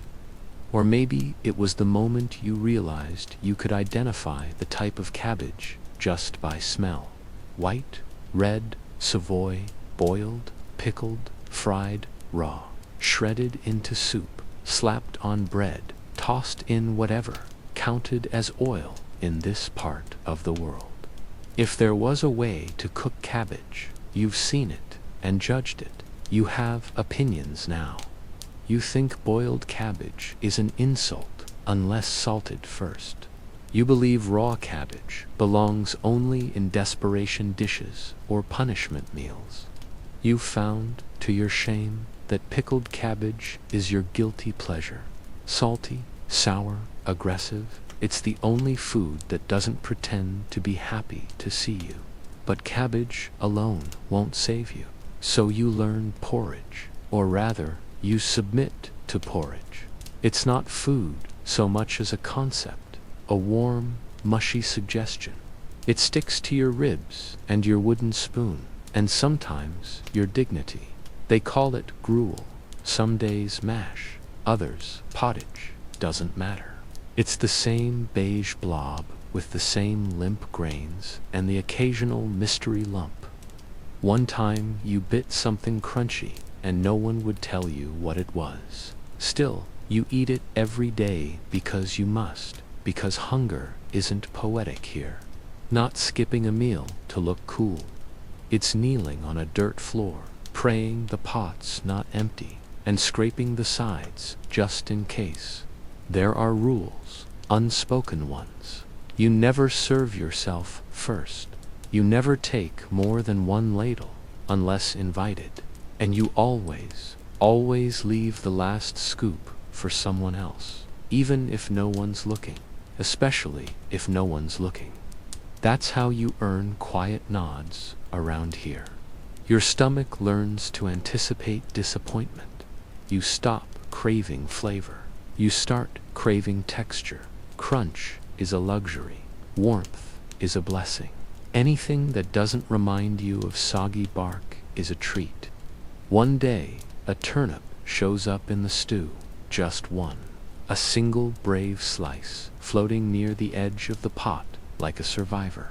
You almost cry, not because you like turnips, but because it's different. Edric watches you eat, says nothing. But when you reach for seconds, he stops you with a glance. You nod, push the ladle back in. He grunts. That's his version of your learning. Later, you ask the baker if he ever gets tired of cabbage. He laughs like you asked if trees get tired of standing.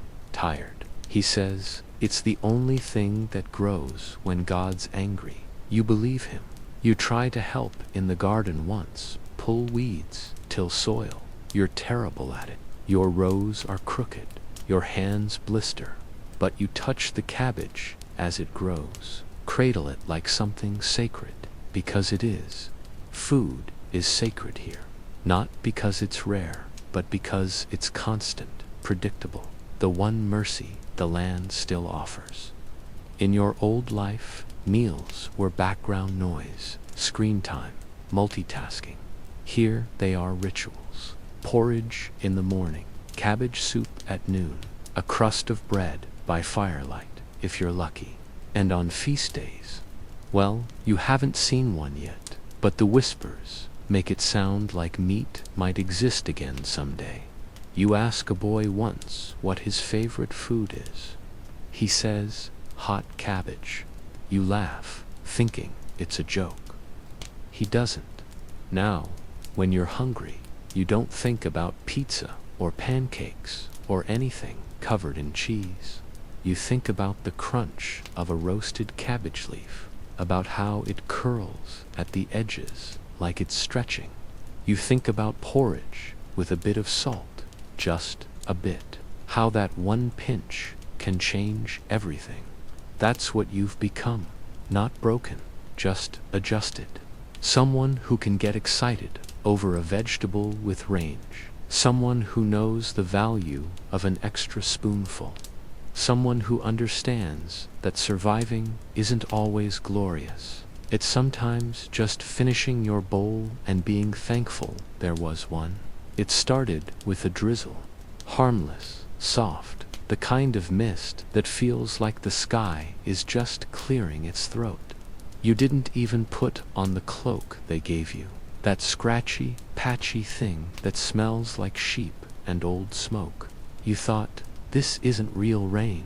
By midday, the sky had changed its mind. The drizzle turned to drops. The drops turned to sheets. By evening, the world was soup. Every surface slick, every path a trap. The roof dripped in a new corner. The fire refused to stay lit. And your socks, such as they were, became sponges with hopes and dreams. And none of them involved keeping you dry. You tried to keep working, tried to haul logs and feed animals and carry buckets through ankle-deep mud without looking like a baby giraffe learning to walk. It didn't go well. Slip one happened near the woodpile, a casual step. One boot sank, the other didn't.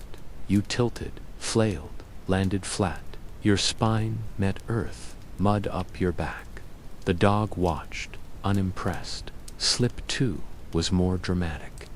You were carrying a basket of laundry toward the cottage. Edric's shirts, mostly, all of them seemingly made from lead and sorrow.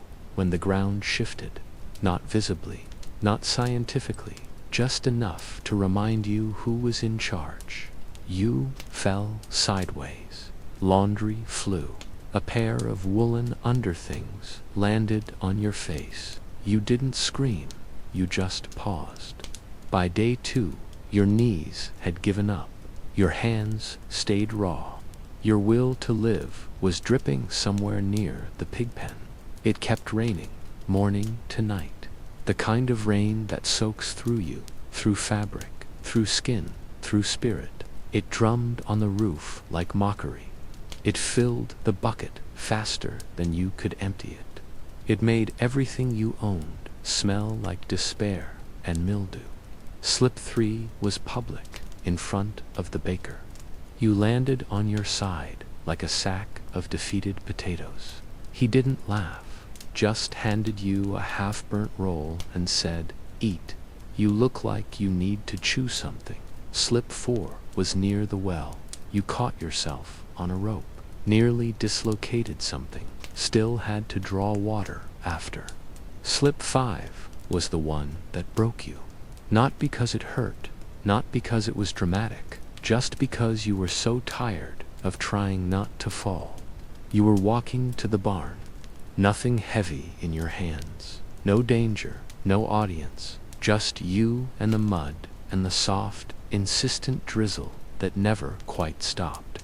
Your foot slid, your arms flailed, you landed hard, face down. The sound it made was wet and personal. You didn't get up. Not right away. You stayed there. Let the rain pat your back like an old friend. Let the mud press into your sleeves, your collar, your teeth, and you cried. Not loudly, not dramatically, just enough. Enough to let the ache out of your chest. Enough to admit you missed warm beds and hot showers and dry feet. Enough to say, if only to yourself, I don't want to do this anymore. No one came, no one asked, no one told you to get up. Eventually, you did, because what else was there to do? You trudged back to the cottage, shed your outer layer like a snake, giving up. Set your boots near the hearth knot, close enough to warm, just close enough to hope. The others came in, wet, quiet, tired. You expected someone to say something, to point out the mud still on your cheek, to make a joke, but no one did. And somehow that hurt worse, because this wasn't new to them. Not the rain, not the misery, not the quiet collapse of someone trying to pretend they're fine. They'd all been there. There's no ceremony for suffering here. No pity, just endurance. Edric handed you a bowl. Gruel again, salted this time. You took it, ate in silence, and felt not better, but not alone. That night, the wind howled like it wanted in. The roof groaned. Your mat was damp, but you slept, because there's a strange peace that comes after breaking. A quiet sturdiness in knowing you've already cracked once, and the world didn't end. You slipped 5 times. You cried once. No one noticed. And somehow, that's what kept you going. You knew it was coming. You just didn't think it would be today.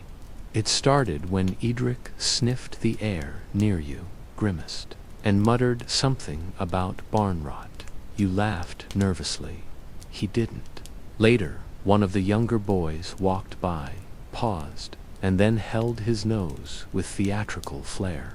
You tried to ignore it, but when the dog, who had rolled in something dead just that morning, chose to sleep away from you, you got the message. It was bath time. You hadn't taken a real one since arriving. You'd wiped your face with a damp cloth, splashed your armpits once, using drinking water when no one was looking, but a full body, head under, kind of clean. That felt mythological, like something nobles did while the rest of the world embraced odor as a lifestyle. Still, when the old woman tossed you a rag that may once have been a towel and pointed toward the river, you didn't argue, just trudged through the muck, carrying a bar of soap that looked suspiciously like a chunk of lard. The river was worse than you remembered. It was always cold, always moving too fast. But today, it looked actively hostile. Mist clung to the edges. The rocks were sharp, slick with moss, and judging you. You stood at the bank for a while, just stood there trying to hype yourself up like it was a duel, because it was. You versus nature. You versus dignity. You versus whatever lived in that water and had no name but many teeth. You stripped. Not fast, not proudly. Just one piece at a time, like peeling off layers of shame. The wind didn't help. It bit every inch of skin with icy precision. Your breath fogged. Your toes screamed. You stepped in. The water hit like betrayal. It didn't just make you cold. It made you doubt everything. Your life choices, your ancestors, the meaning of existence. You gasped so hard your lungs folded. Your heart hiccuped. You considered running back to the mud and accepting your stink as destiny. But then, movement on the opposite bank. A pig stared, not just glanced, stared. Big eyes, slightly cocked head, an expression that said, really. You ignored it, tried to lather something. The soap slipped, floated downstream like a coward. You splashed water on your face, wincing every time. You bent to scrub your legs and slipped. Went under fully, a baptism of humiliation. When you emerged, gasping, sputtering, eyes wide, you heard laughter. Children, 3 of them, perched on a rock like goblins, watching you. One had a fistful of moss. You froze. The moss hit your shoulder with a wet plop. You said nothing. Another chunk sailed through the air, hit your forehead, slid down slowly, like shame in physical form. They laughed harder, pointed, chanted something that rhymed, though you couldn't understand the words. You tried to move faster. Splash, rinse, get it over with. Your fingers had gone numb. Your ears burned, not from temperature, but from awareness. You were the show, the afternoon entertainment, and still the pig watched. You climbed out, soaked and shivering, your skin blotchy, your pride somewhere floating near the soap bar, lost to the current. You wrapped yourself in the rag. It was damp, probably already had stories of its own. You didn't care. The children clapped as you left, not kindly.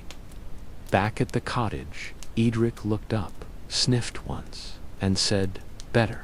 That was it. No congratulations, no medal, just better. You collapsed near the hearth, your body steaming gently.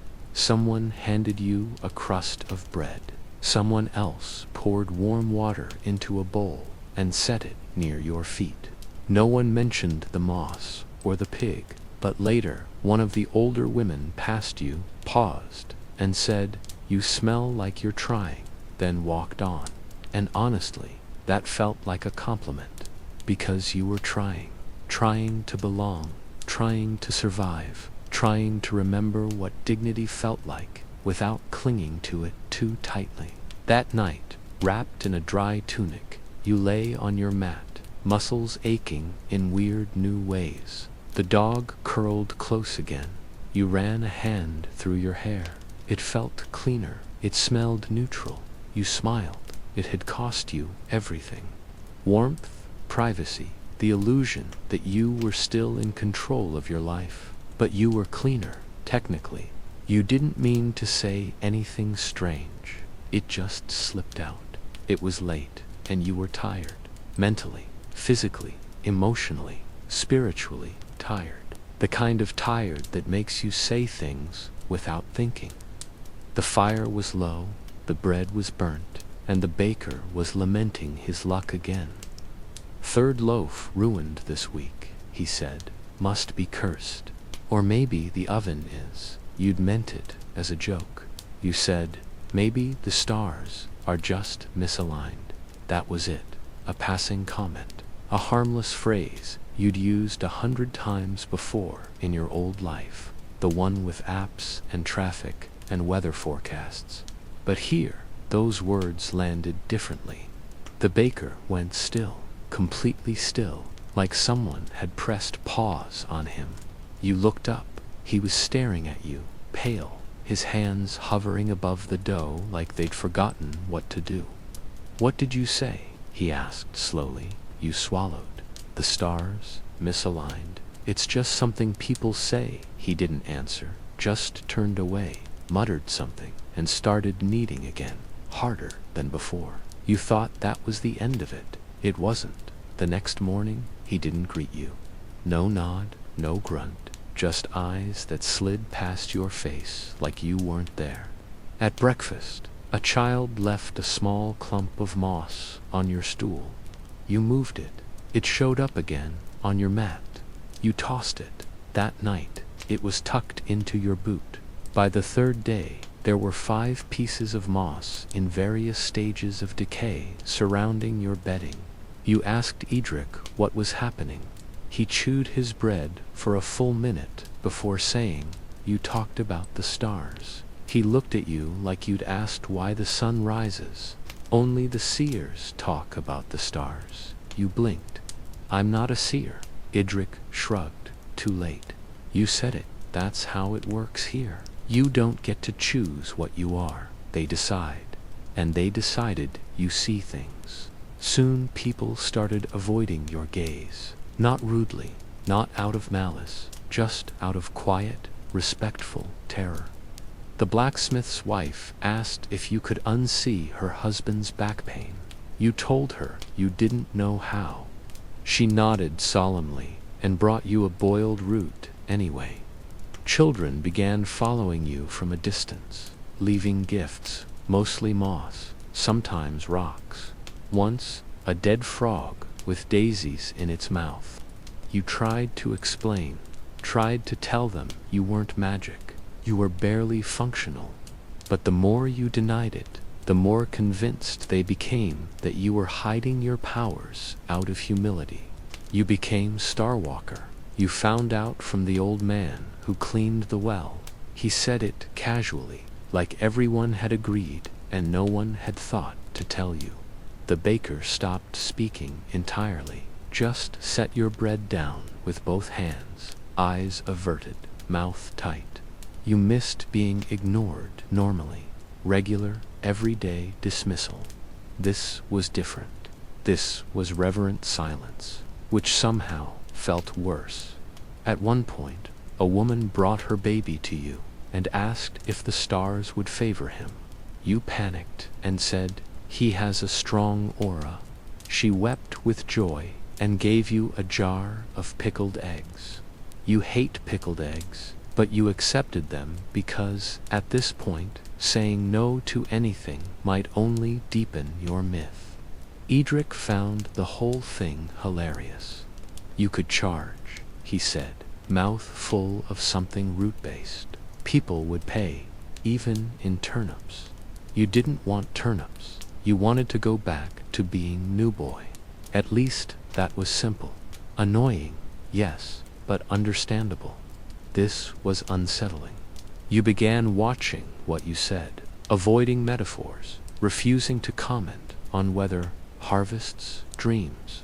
You nodded and smiled and said nothing of value, just in case. But it was too late. You'd said something celestial, and now moss was your currency. One morning, a child handed you a perfectly round stone and asked if the moon was angry. You said no. They smiled later. You caught Edric carving a tiny star into your wooden cup. You glared. He didn't stop. You thought about the world you came from, full of astrology apps and zodiac memes and horoscopes that told you to avoid X's and wear green on Tuesdays. None of it had meant anything, just noise. But here it did. Your accidental superstition had become belief, and belief, once born, doesn't die easily, especially not in a village with more goats than logic. So you let them believe, because maybe it gave them comfort, maybe it made the rain hurt less, maybe it made the bread rise better, maybe the moss meant protection, and maybe, just maybe, in a world where you didn't belong, it gave you a place.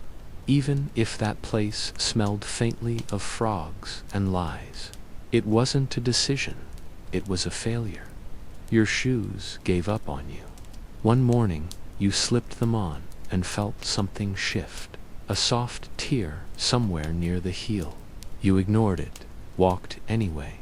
By midday, one sole had peeled halfway off. By evening, both had split like old fruit left in the sun.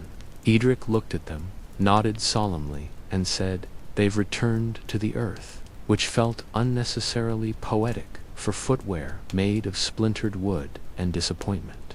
You tried patching them, wrapped them in twine, stuffed the insides with straw. Nothing worked. They were done. You stared at them like fallen comrades, then left them by the fire as a quiet offering, and you walked out barefoot. It was meant to be temporary, just until someone found you something else. Another pair of clogs, even a sack you could tie around your feet. Anything. But no one did. And after a few days, you stopped waiting. At first, it hurt. The ground was not kind. There were stones, roots, unexpected bits of bone, and mystery metal. You learned quickly to tread lightly, to read the earth with your souls. But then something shifted. The ground warmed. The cold dirt of spring gave way to the soft, sun-soaked soil of summer. The grass grew fat and lazy. The paths became dry and crumbly. And one afternoon, without thinking, you curled your toes into the warm dust and just stood there, and it felt good. Not just tolerable, not just survivable, good. Like the earth knew you were fragile and decided, just for a moment, to hold you gently. You began to walk slower, not because you were tired, but because you wanted to feel it longer. The mud between your toes near the pig trough, the mossy patches behind the bakery, the cracked, sun-drenched dirt near the garden wall. Each texture told you something. Here is where the rain lingers. Here is where the goats have passed. Here is where people rarely walk, but sometimes sit. Shoes had muted all of that. Barefoot, the world spoke to you, and you listened.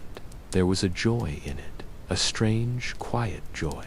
Not loud enough to call happiness, but close enough to make your chest feel soft. You caught others watching you, some with pity, some with amusement, a few with a strange envy, like they remembered what that freedom felt like once, long ago, before chores and pride and splinters made them forget. One child followed you once, mimicked your steps.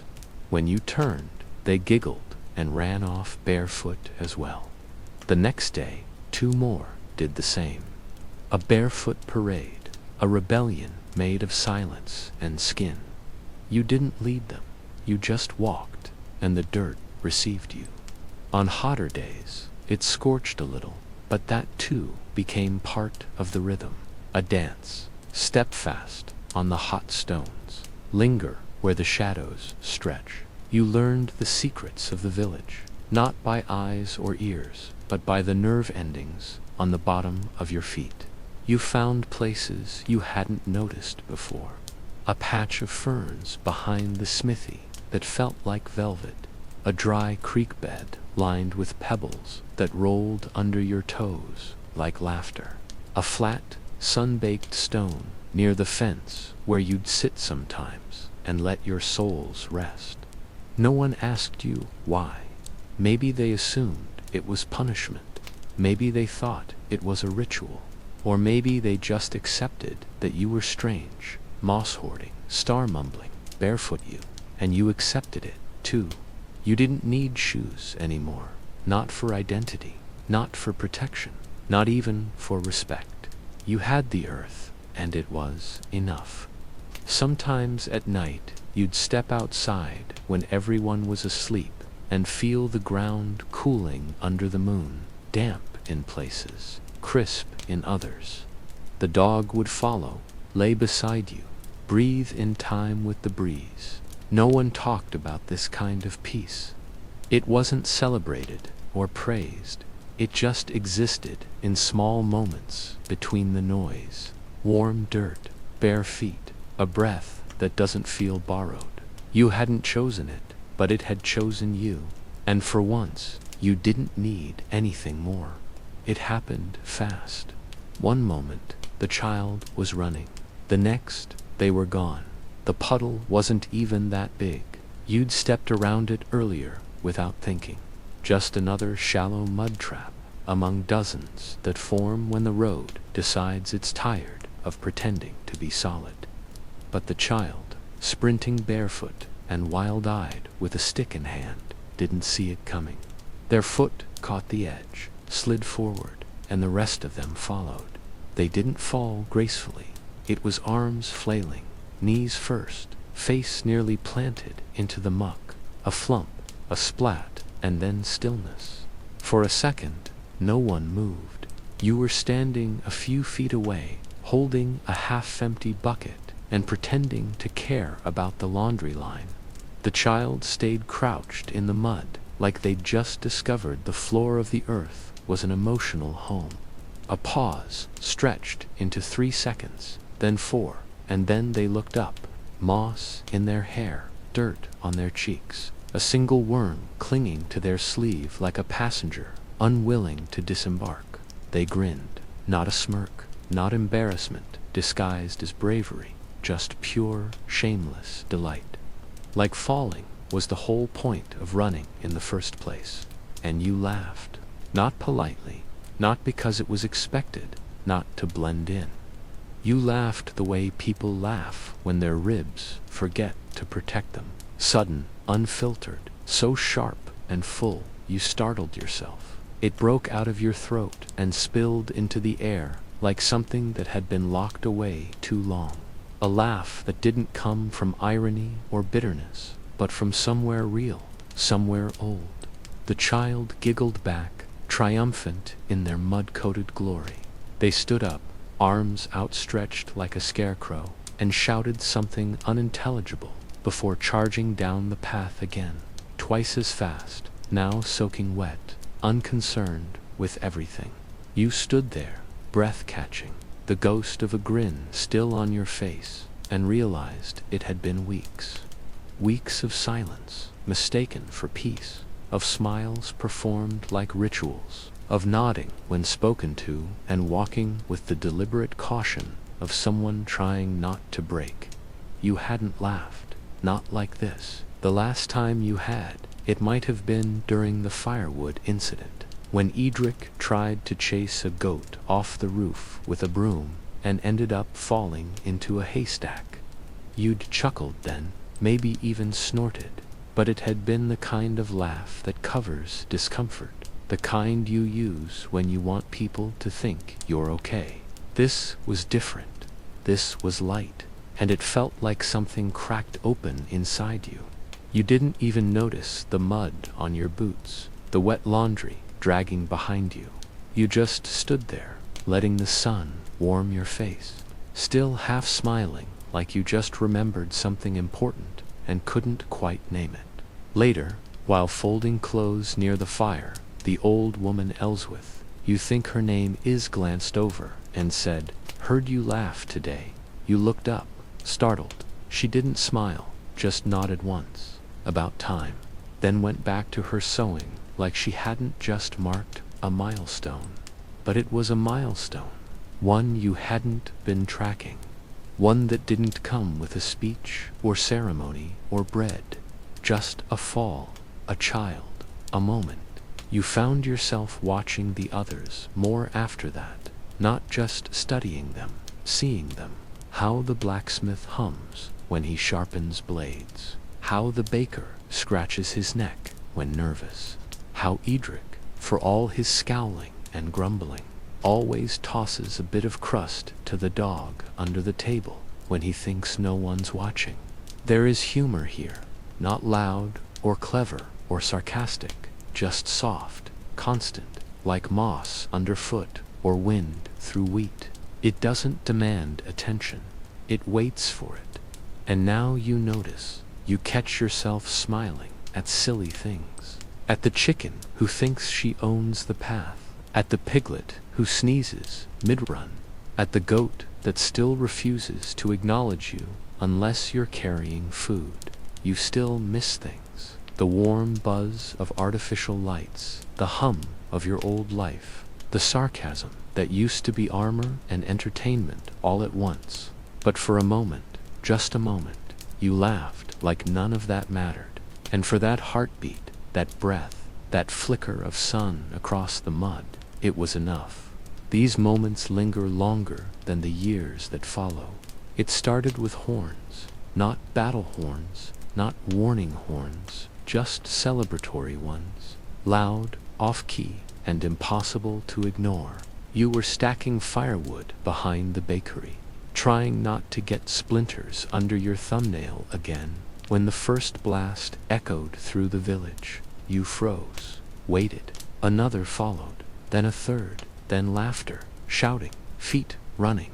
You peeked around the corner and saw something bizarre. People smiling all at once. Not the usual smirks or exhausted grins after a long day of surviving pigs and bad weather, but actual, unfiltered joy. A little chaotic, a little manic, the kind of joy that comes with fermented drinks and very low expectations. Edric passed by you wearing something that looked like a flower crown, but was mostly just weeds and feathers. He didn't stop walking, just tossed you a garland and said, "Come on, the goat's about to be crowned." You had questions. You received no answers. You followed anyway. The town square, what passed for it, was already alive. Someone had hung colored cloth between two trees. Children were chasing each other with sticks wrapped in ribbon. A fiddler was tuning their instrument with the casual grace of someone who knew it would sound terrible no matter what and didn't care. And there, in the center of it all, stood the goat. Not just any goat. A large, confident, slightly menacing goat with one crooked horn and a posture that suggested it knew something you didn't. It was wearing a cloak. Someone had embroidered little suns and stars onto it. A crown, if you could call it that, sat lopsided on its head. More weeds, a feather, possibly a spoon. The villagers surrounded it like royalty. You leaned over to Elswith and asked, "What is this?" She grinned. "Festival, yes, but what for?" She shrugged. "It's time." That was it. Apparently, the why didn't matter. Or, if it did, no one was in a hurry to explain it. It wasn't a harvest celebration. It wasn't a saint's day. It wasn't commemorating a victory or a birth or anything you could track. It just was. And maybe that was the point. Music started, sharp and fast and wildly inconsistent. But feet began to move. Hands clapped. People twirled, stomping and laughing, spinning with the kind of abandon you'd only seen in toddlers and very drunk wedding guests. You stood on the edge, awkward, until a hand grabbed yours. A child. The same one who once threw moss at your face during your bath debacle, now smiling, tugging, pulling you into the chaos. You resisted for half a second, then relented because why not? Why not let go for a few hours? Why not stomp your bare feet into the dirt and let the rhythm claim you, even if you had no idea what beat you were supposed to follow? So you danced badly, arms too stiff, movements too late. You bumped into people, tripped over your own foot, almost collided with the goat. The goat did not flinch. It merely stared at you as if to say, "Respect the crown." You bowed. The goat ignored you. Someone handed you a cup. You drank. It was something like cider, but stronger, warmer, possibly fermented in a boot. You drank again. You started laughing. Not because something was funny, but because everything was. Edric was trying to juggle turnips and failing spectacularly. The blacksmith was dancing with a broom. Someone's grandmother was reciting a love poem to a loaf of bread. The goat was eating its own crown. And in that blur of sound and spinning cloth and uneven clapping, you forgot that you didn't belong. Because in that moment, you did. Not as a seer, not as new boy, not even as the barefoot stranger from another world. Just as a person, dancing, laughing, alive. The sky turned orange, then deep blue. The music slowed. The crowd thinned. People sat on the ground, leaning against each other, sharing crusts of food and sips from the same dented mug. The goat, crownless but undefeated, curled up by the fire like it had been ordained to do so. You sat, too breathless, sweaty, light. You still didn't know what the festival was for. No one ever told you. And maybe that was the magic of it. That for one day, just one, the village didn't need a reason to celebrate. They just did. And for the first time in a long time, you didn't need a reason to smile. You just did. It was late. The kind of late that didn't care about clocks.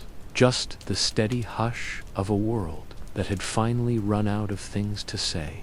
No more voices, no more chores, no more shouting about spilled milk or goats gone missing, or whose turn it was to fetch the night water. Just silence. You stepped outside without really meaning to. The fire inside the cottage had started to dim, and your mat felt too warm, too close, too full of dreams you didn't want to dream. So you slipped out barefoot, wrapped in someone's cast-off cloak, and let the door creak behind you. The air outside didn't rush to meet you. It just was. Cool, still, thick with something that wasn't quite fog and wasn't quite breeze. The kind of air that makes you pause before you breathe, just to see if it's safe. It was. And above you, the sky. You'd forgotten what darkness really looked like when it wasn't competing with street lamps or headlights or a neighbor's bathroom window left glowing at 3 a.m. This was black, but not empty. The stars were violent in their clarity, endless, unapologetically bright. They didn't twinkle, they burned, hung there like secrets no one had the right to know, and yet everyone was allowed to see. You stood still. Let your eyes adjust. Let your shoulders drop. Even the pigs were quiet. A few lay curled in their pen a few yards off, dreaming whatever pigs dream when they aren't biting, squealing, or trying to escape. One let out a soft grunt, barely audible, like a punctuation mark to the silence. You walked farther out, past the woodpile, past the fence with the one loose plank no one ever bothered to fix, into the tall grass where the earth felt warmer and the world stretched wider.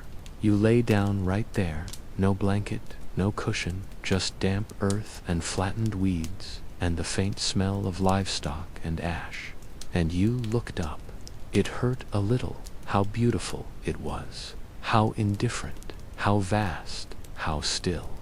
It reminded you of the moments before sleep back home, when the phone was finally down and the lights were off, and there was nothing but you and your heartbeat and the thoughts you couldn't outrun. But here, the thoughts didn't chase, they circled, they softened, they fell apart before they could form teeth. You couldn't remember the last time you'd been bitten by a mosquito. That thought alone was almost enough to make you cry. No high-pitched whine, no slaps in the dark, no itching your ankle until sunrise. Just stars, air, dirt, peace. Not the loud kind, not the kind you post about or earn through struggle. The quiet kind that arrives when everything else gives up and lets you be. A shooting star crossed your vision. You didn't make a wish. You didn't need to, because you were already somewhere impossible. Not home, not really, but not lost either. The strange part was, you hadn't noticed it happening. The shift, the letting go. Weeks ago, you were clinging to everything. Language, identity, routine. Now you couldn't remember what day it was. Couldn't remember the last time you used your own name. And that should have been terrifying. But it wasn't, because here, you weren't anyone in particular. You were just a body in the grass, eyes on the sky, heart beating slowly enough to count the spaces between stars. No one asked where you were. No one cared. And somehow, that was a gift. You stayed there for what could have been minutes or hours. Time didn't pass here. It settled like dust, like dew, like breath. Eventually you sat up, legs stiff, hair tangled, dew on your arms, a chill in your spine, but your face dry. No tears, no salt, just something softer, something looser in the chest. You whispered thank you to no one, and meant it. A pig snorted in response. You smiled, then stood, walked back toward the cottage, slow, careful not to disturb the peace that wasn't yours, but had let you borrow it for one strange, miraculous night. The door creaked again as you stepped inside. The fire had gone out. You didn't relight it, didn't need to. You curled up on your mat, pulled the threadbare blanket to your chin, and let the stars you could no longer see keep watch outside. And for once, you slept like you were exactly where you were meant to be. You didn't mean to volunteer. It just sort of happened.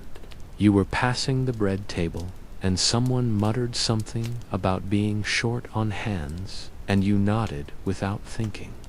That was all it took, a nod, a tiny, sleep-deprived gesture. Now you were holding a dented bowl of flour and staring down your greatest culinary enemy, yeastless medieval bread. You'd never made bread before, not in your old life. You'd watched videos about it, sure, dreamy montages of golden crusts and time-lapse bubbles. But that was back when everything came with a pause button and a comment section. Now there was just flour, water, salt, and judgment. Ellsworth handed you a wooden spoon and said, "Don't kill anyone." You thought she was joking. You were wrong. Bread, it turned out, was serious business. Not fancy, not gourmet, just essential, daily, expected. It kept people alive. Or it didn't. The line between sustenance and dental crisis was thin, and you were walking it with muddy boots and zero confidence. You poured in water, too much, scrambled to fix it, added more flour, stirred. It clumped like dry clay. Your arms started to ache, but you kept going. The dough resisted you, mocked you, tried to leap from the bowl once. You needed, or tried to. Your wrists protested. The surface was uneven. A dog wandered by and stared, judgmental and vaguely hungry. You shaped the lump, lopsided, sweaty, more weapon than food. You slid it into the hearth oven with all the reverence of a final prayer, and then you waited. 30 minutes of pacing, of sniffing, of trying not to inhale ash. Edric passed by, sniffed the air, and raised one eyebrow. You weren't sure if that was a compliment or a warning. Finally, it was done, or done enough. It looked like bread, smelled like bread, hadn't exploded. So far, so good. You set it on the table like an offering. No one rushed to try it. You couldn't blame them. Eventually, Ellsworth cut the first piece. Steam escaped. She tilted her head, bit in, chewed slowly. You held your breath. She swallowed, then nodded. Just once. Not dramatic, not emotional, but it meant everything. Others followed. A few villagers. Edric, the baker's apprentice, who still wouldn't look you in the eye after the star comment incident. They ate and they lived. Someone said, "Not bad." Another said, "Fills the stomach." And one child, possibly lying, possibly honest, whispered, "I like it." You didn't know what to do with the feeling that followed. Pride, relief, validation, all of the above.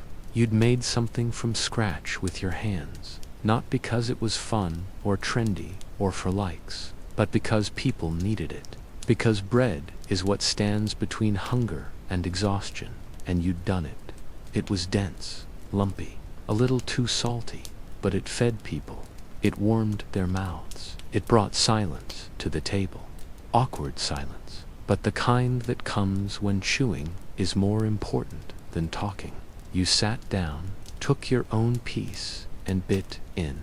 It was fine, but it was yours, and that made it better than fine. You caught Ellsworth looking at you again. She didn't say anything, just passed you a second lump of dough and smiled. Not big, not wide, just enough.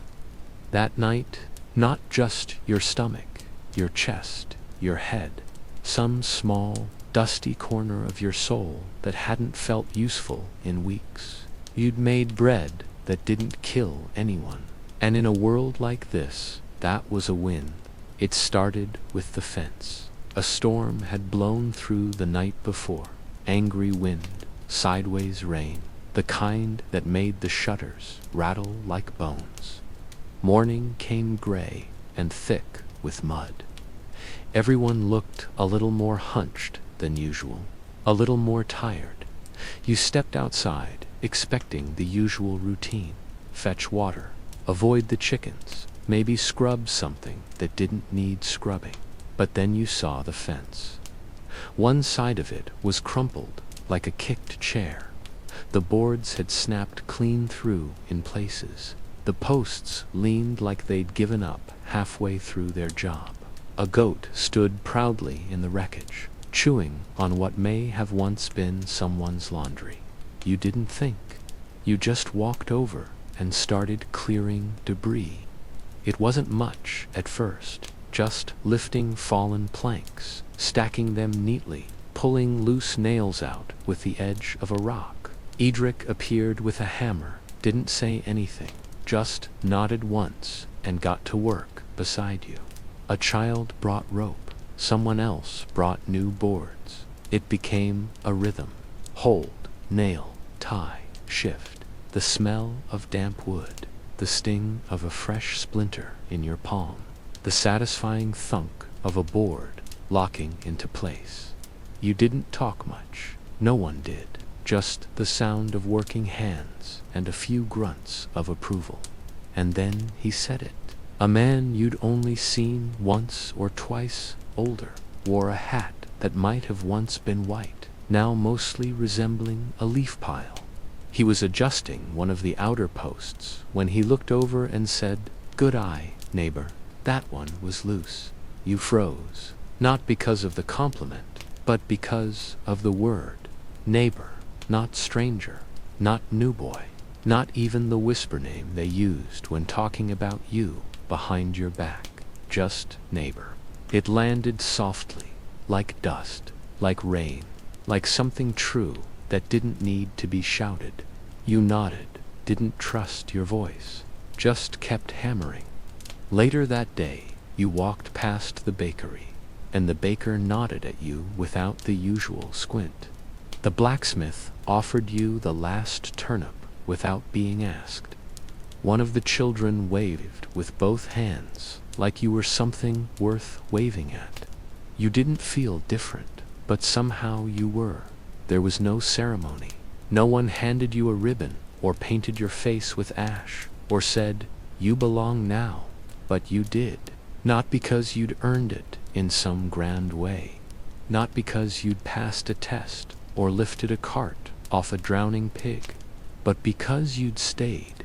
You'd woken up here. You'd fallen here. You'd eaten their food, shoveled their manure, survived their gossip, and danced at their goat festival. You'd made mistakes. You'd laughed anyway. You'd baked bread. You'd bathed in the river and lived to tell about it. And now, you were one of them. Not fully, not perfectly, but enough. Enough that someone called you neighbor. Enough that no one corrected him. You found yourself walking differently, standing straighter, not out of pride, but out of comfort. You knew which stones on the path would shift under your feet. You knew which chickens to avoid, and which ones liked to peck ankles for sport. You knew when the bell would ring, and how long the prayer would take, and who always mumbled the last line. The village hadn't changed, but you had. And in tiny, invisible ways, it changed for you, too. That night, you passed by the repaired fence, ran your fingers along the wood. It wasn't perfect. Some boards stuck out too far. One post leaned a little, but it held. It did the job, just like you. You sat by the edge of the road as the sun began to bleed into the horizon. The sky turned that familiar medieval orange, the kind that said the fire should be lit soon and the bread should be cooling. Edric passed by with a bundle of sticks, didn't stop, just said, "See you tomorrow, neighbor," and this time you set it back. It sneaks up on you. At first, the absence is loud. Phantom vibrations in a pocket that isn't there. That quiet, compulsive twitch of your hand when the silence lasts too long, reaching for something familiar, comforting, flickering. You'd tap your thigh, feel the rough fabric, and pause every time. But there's no phone. There never is. In the beginning, that loss felt sharp, like losing a limb or a part of your memory. You didn't know what time it was, what day. You couldn't check. No updates, no buzzing, no light glowing in your palm to keep the dark from settling in too deep. At night, you missed the screen the most. Back home, your phone was the final voice of the day, the last comfort before sleep.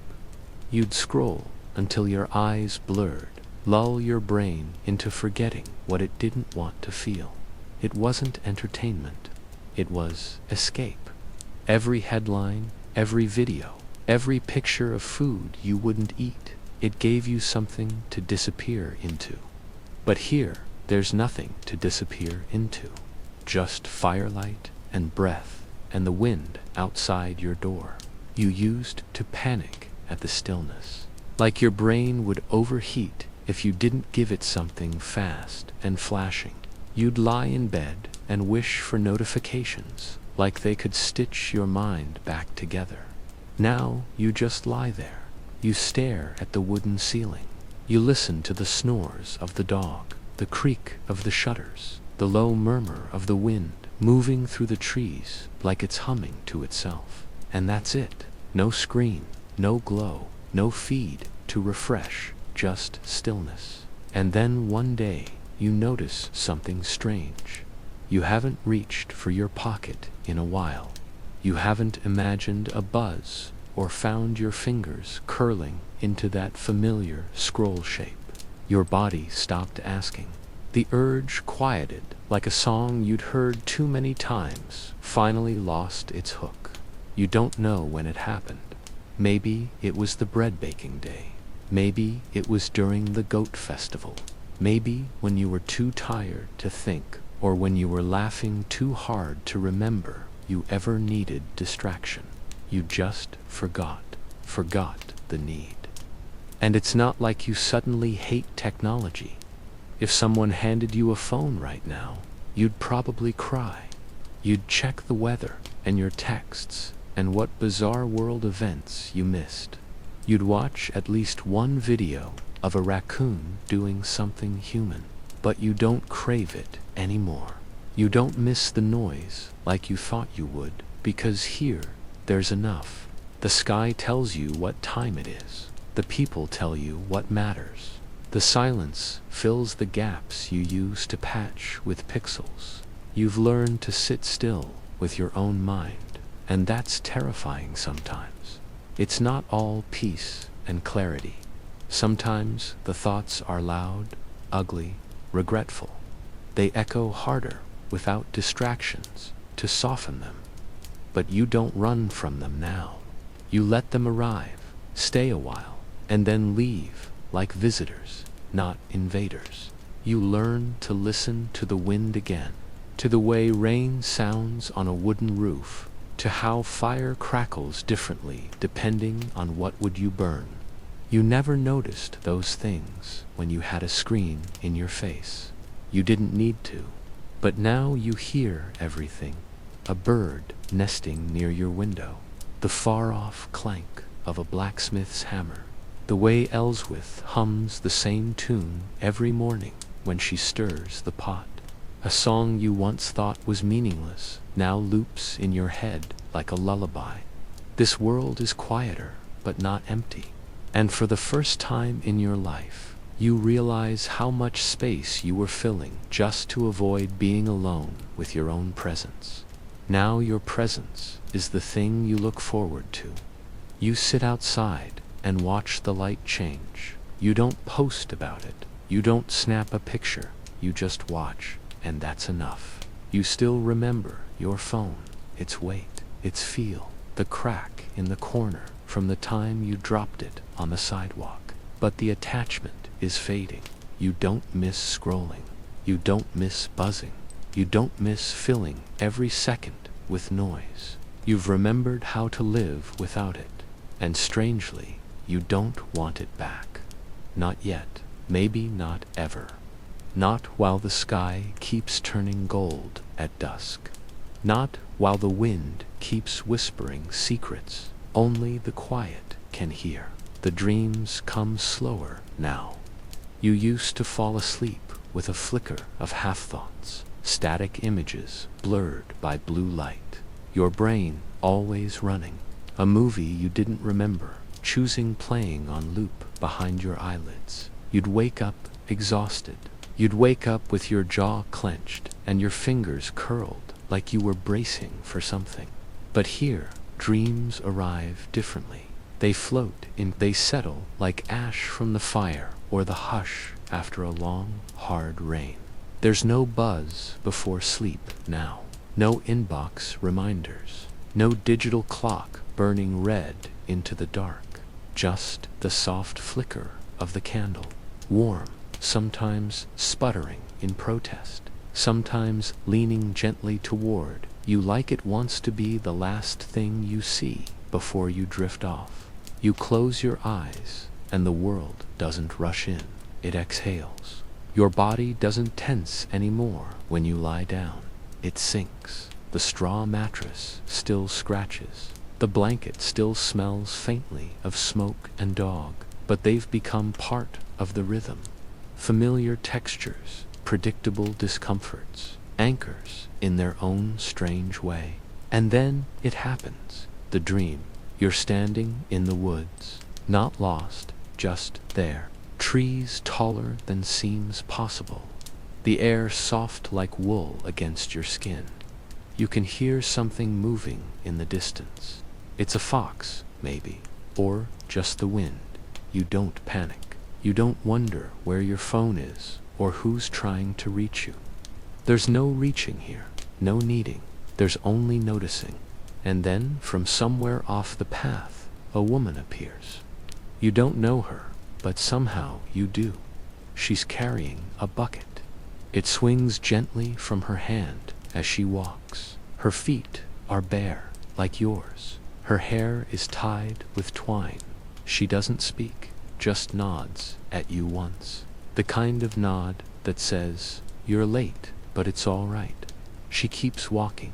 You follow, not out of curiosity, not out of fear, just because. She leads you to a stream. The water is clear, ridiculously so. You can see tiny rocks beneath the surface, little snails clinging to them, bits of leaves drifting past like they have somewhere to be. She kneels, fills the bucket. You watch the water rise. You feel its weight, even before she lifts it. Then, without a word, she hands the bucket to you. You take it. It's not heavy, but it matters. You look up, and she's gone. You don't panic. You just turn. Walk back the way you came, bucket in hand. You don't know where you're going, but your feet do. The candle flickers beside your bed. You shift. In your dream, the trees part. A village rises in the distance. Not your village, but not yours either. Smoke from chimneys, a crooked fence, the sound of chickens losing some argument. You feel the weight of the bucket against your leg. You keep walking. The dream doesn't end, it just fades. And when you wake, it's not like before. No gasp, no dread, no fumbling for a forgotten charger or scanning for a notification to tether you back to the noise. You open your eyes slowly. Let the dim light find you. Let the stillness settle in your chest like warmth from tea. You remember the trees, the bucket, her. You don't know what it meant. You don't need to. Some dreams aren't puzzles, they're places. And you've started visiting them more and more. Dreams without voices shouting your name or deadlines chasing you. Dreams without sirens, without rush, without that strange low-level anxiety that always trailed behind you like a second shadow. Now it's just her, the bucket, the woods, and you, walking through candlelight into something unnamed. Sometimes you wake with the image still pressed behind your eyes. Sometimes it disappears like breath on a mirror, but the peace stays. Even after you rise, even after the day begins with its usual clang and chaos and chores, the dream lingers, not in your mind, in your bones, like the memory of being handed something simple and being trusted to carry it. You didn't ask for the bucket, but you hold it anyway, because in the dream, it always felt like yours. It was nothing special. The morning came like it always did, with the rooster screaming in victory and someone clanging a bucket against a post just to make sure the rooster had backup. You groaned, stretched, sat up slowly. Your blanket was half off, your back a little sore, but not worse than usual. You rubbed your face and didn't hate the idea of standing. You stepped outside. The light was soft, pale gold, the kind that makes the whole village look like it's holding its breath just for a moment before the noise begins. You breathed it in. The air still had a bite to it, but it wasn't cruel, just a reminder that you were alive. You didn't even flinch at the cold dirt under your feet. Ellsworth nodded at you from the well. She didn't say anything. She didn't have to. You weren't new boy anymore. You weren't a curiosity. You were just you, one of them, here, awake. You helped carry the water without being asked. The dog followed you most of the way. No barking, no leaping, just quiet companionship and the occasional sniff of approval. Breakfast was porridge again, but it was warm, and this time you didn't mind the lumps. Someone had added a pinch of herbs, or maybe it was just salt. Either way, it tasted better than it had any right to. You ate slowly. No one rushed you. There was a joke told at the table. You didn't catch the beginning, but you laughed anyway. Not because you were trying to fit in, but because the laughter around you made sense. It filled the space. It echoed in your chest. Later, you helped mend a fence. Not the broken kind, just one that leaned a little more than it should. You tied rope, adjusted posts, wiped sweat from your brow, and didn't feel bitter about the work. Your hands moved without needing to think. Your back complained, but you ignored it. The sun was warm. The grass underfoot was dry for once. You didn't slip or fall or drop anything important. Lunch was bread and cheese, a little stale, but filling. You ate sitting on a stump beside the blacksmith, who grunted approval at the sky like he owned it. No one asked anything of you. No one avoided you. You weren't a guest. You weren't a burden. You were just there, same as everyone else. You sat in the sun afterward for a long time. No reason, no urgency, just because you could. You leaned back, eyes half closed, and listened. Chickens squabbled nearby. A woman sang a tune you didn't recognize, off-key and honest. A child ran past, giggling over something too small to explain. You didn't check the sky for planes, not once. You didn't wonder what day it was. You didn't feel the ache to leave, or the fear of staying. You just were. Someone passed you a plum. You didn't ask for it. They didn't say anything, just placed it in your hand and walked on. You bit into it. Sweet, messy, real. It stained your fingers. You wiped them on your trousers and didn't care. The sun slid slowly down the sky. Shadows stretched but didn't threaten. The day grew quieter, not colder. You stood, stretched again, and made your way back to the cottage.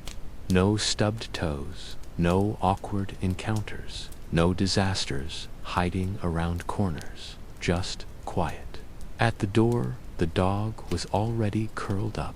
You sat beside him, not quite ready to go in. The stars would come out soon. You didn't feel the need to count them, or name them, or wish on them. You just wanted to see them. The candle would be lit inside, the straw mattress waiting, the soft rustle of someone shifting in sleep. The night would hold its breath, then let it out slow, and you'd sleep without restlessness, without fear, without needing anything more than what you had.